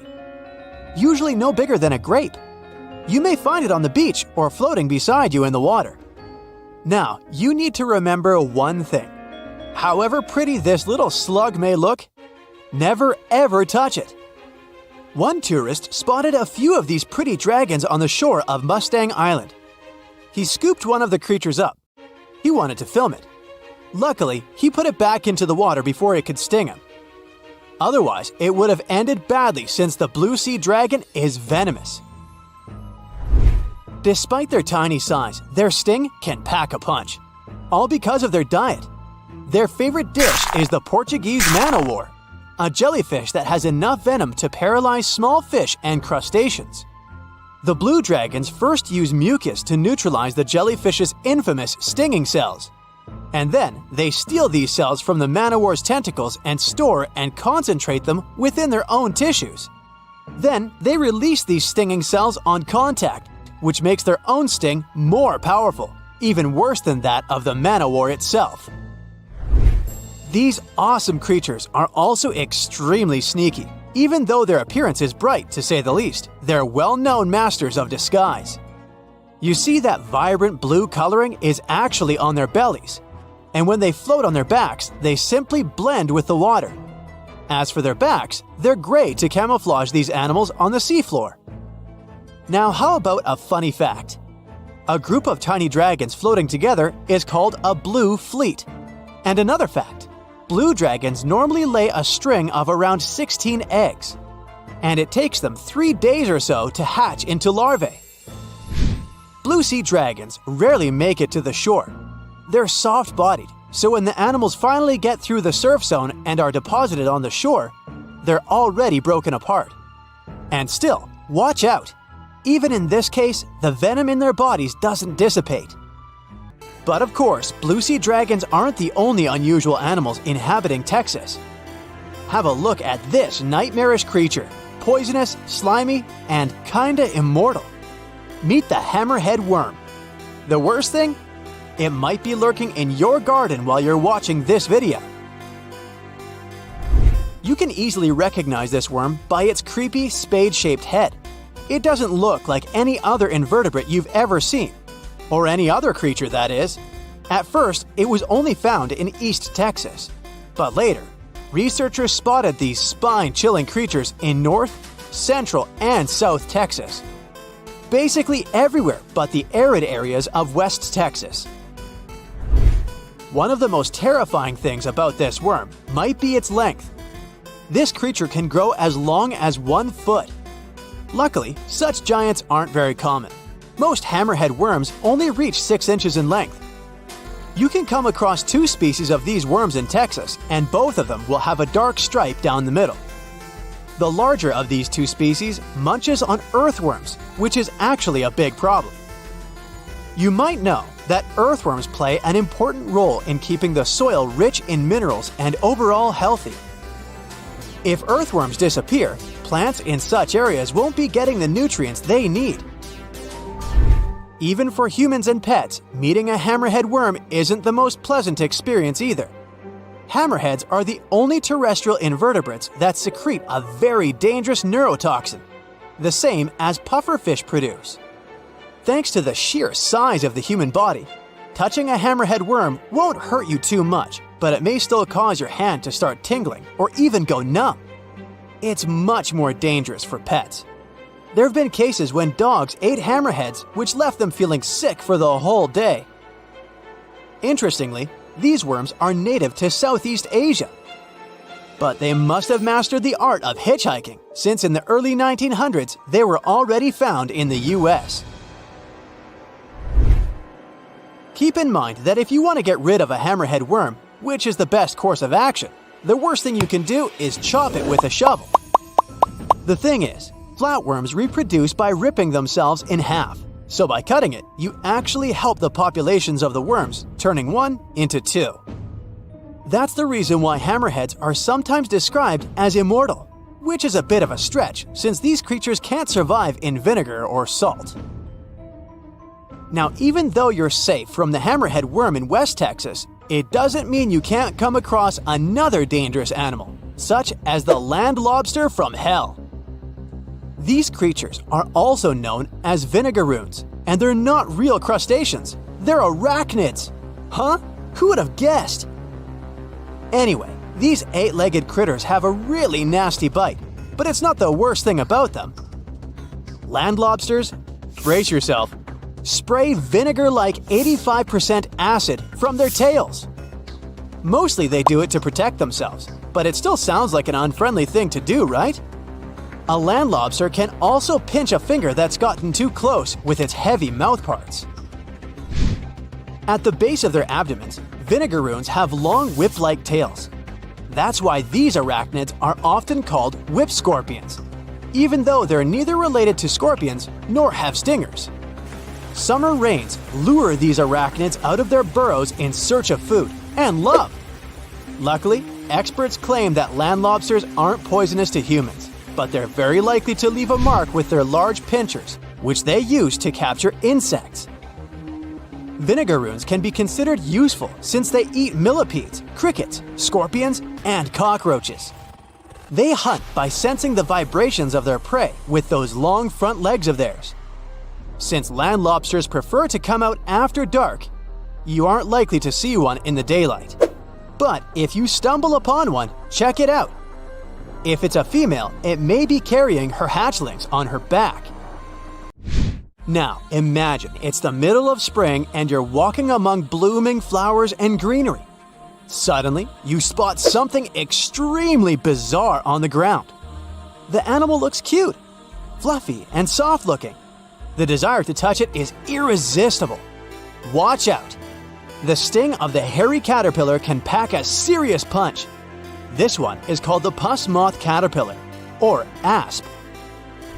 There are several stinging caterpillar species in Texas: the buck moth caterpillar, spiny oak slug caterpillar, saddleback caterpillar, and eo moth caterpillar.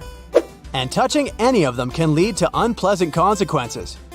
If you had touched that pretty hairy thing in the park, you'd most likely start feeling a burning sensation and develop an itchy rash. In the worst case scenario, you'd even have to go to the emergency room. The main problem is that people react very differently to caterpillar toxins. Some may develop more severe reactions than others. Plus, how bad the consequences are also depends on the thickness of the skin in the affected area.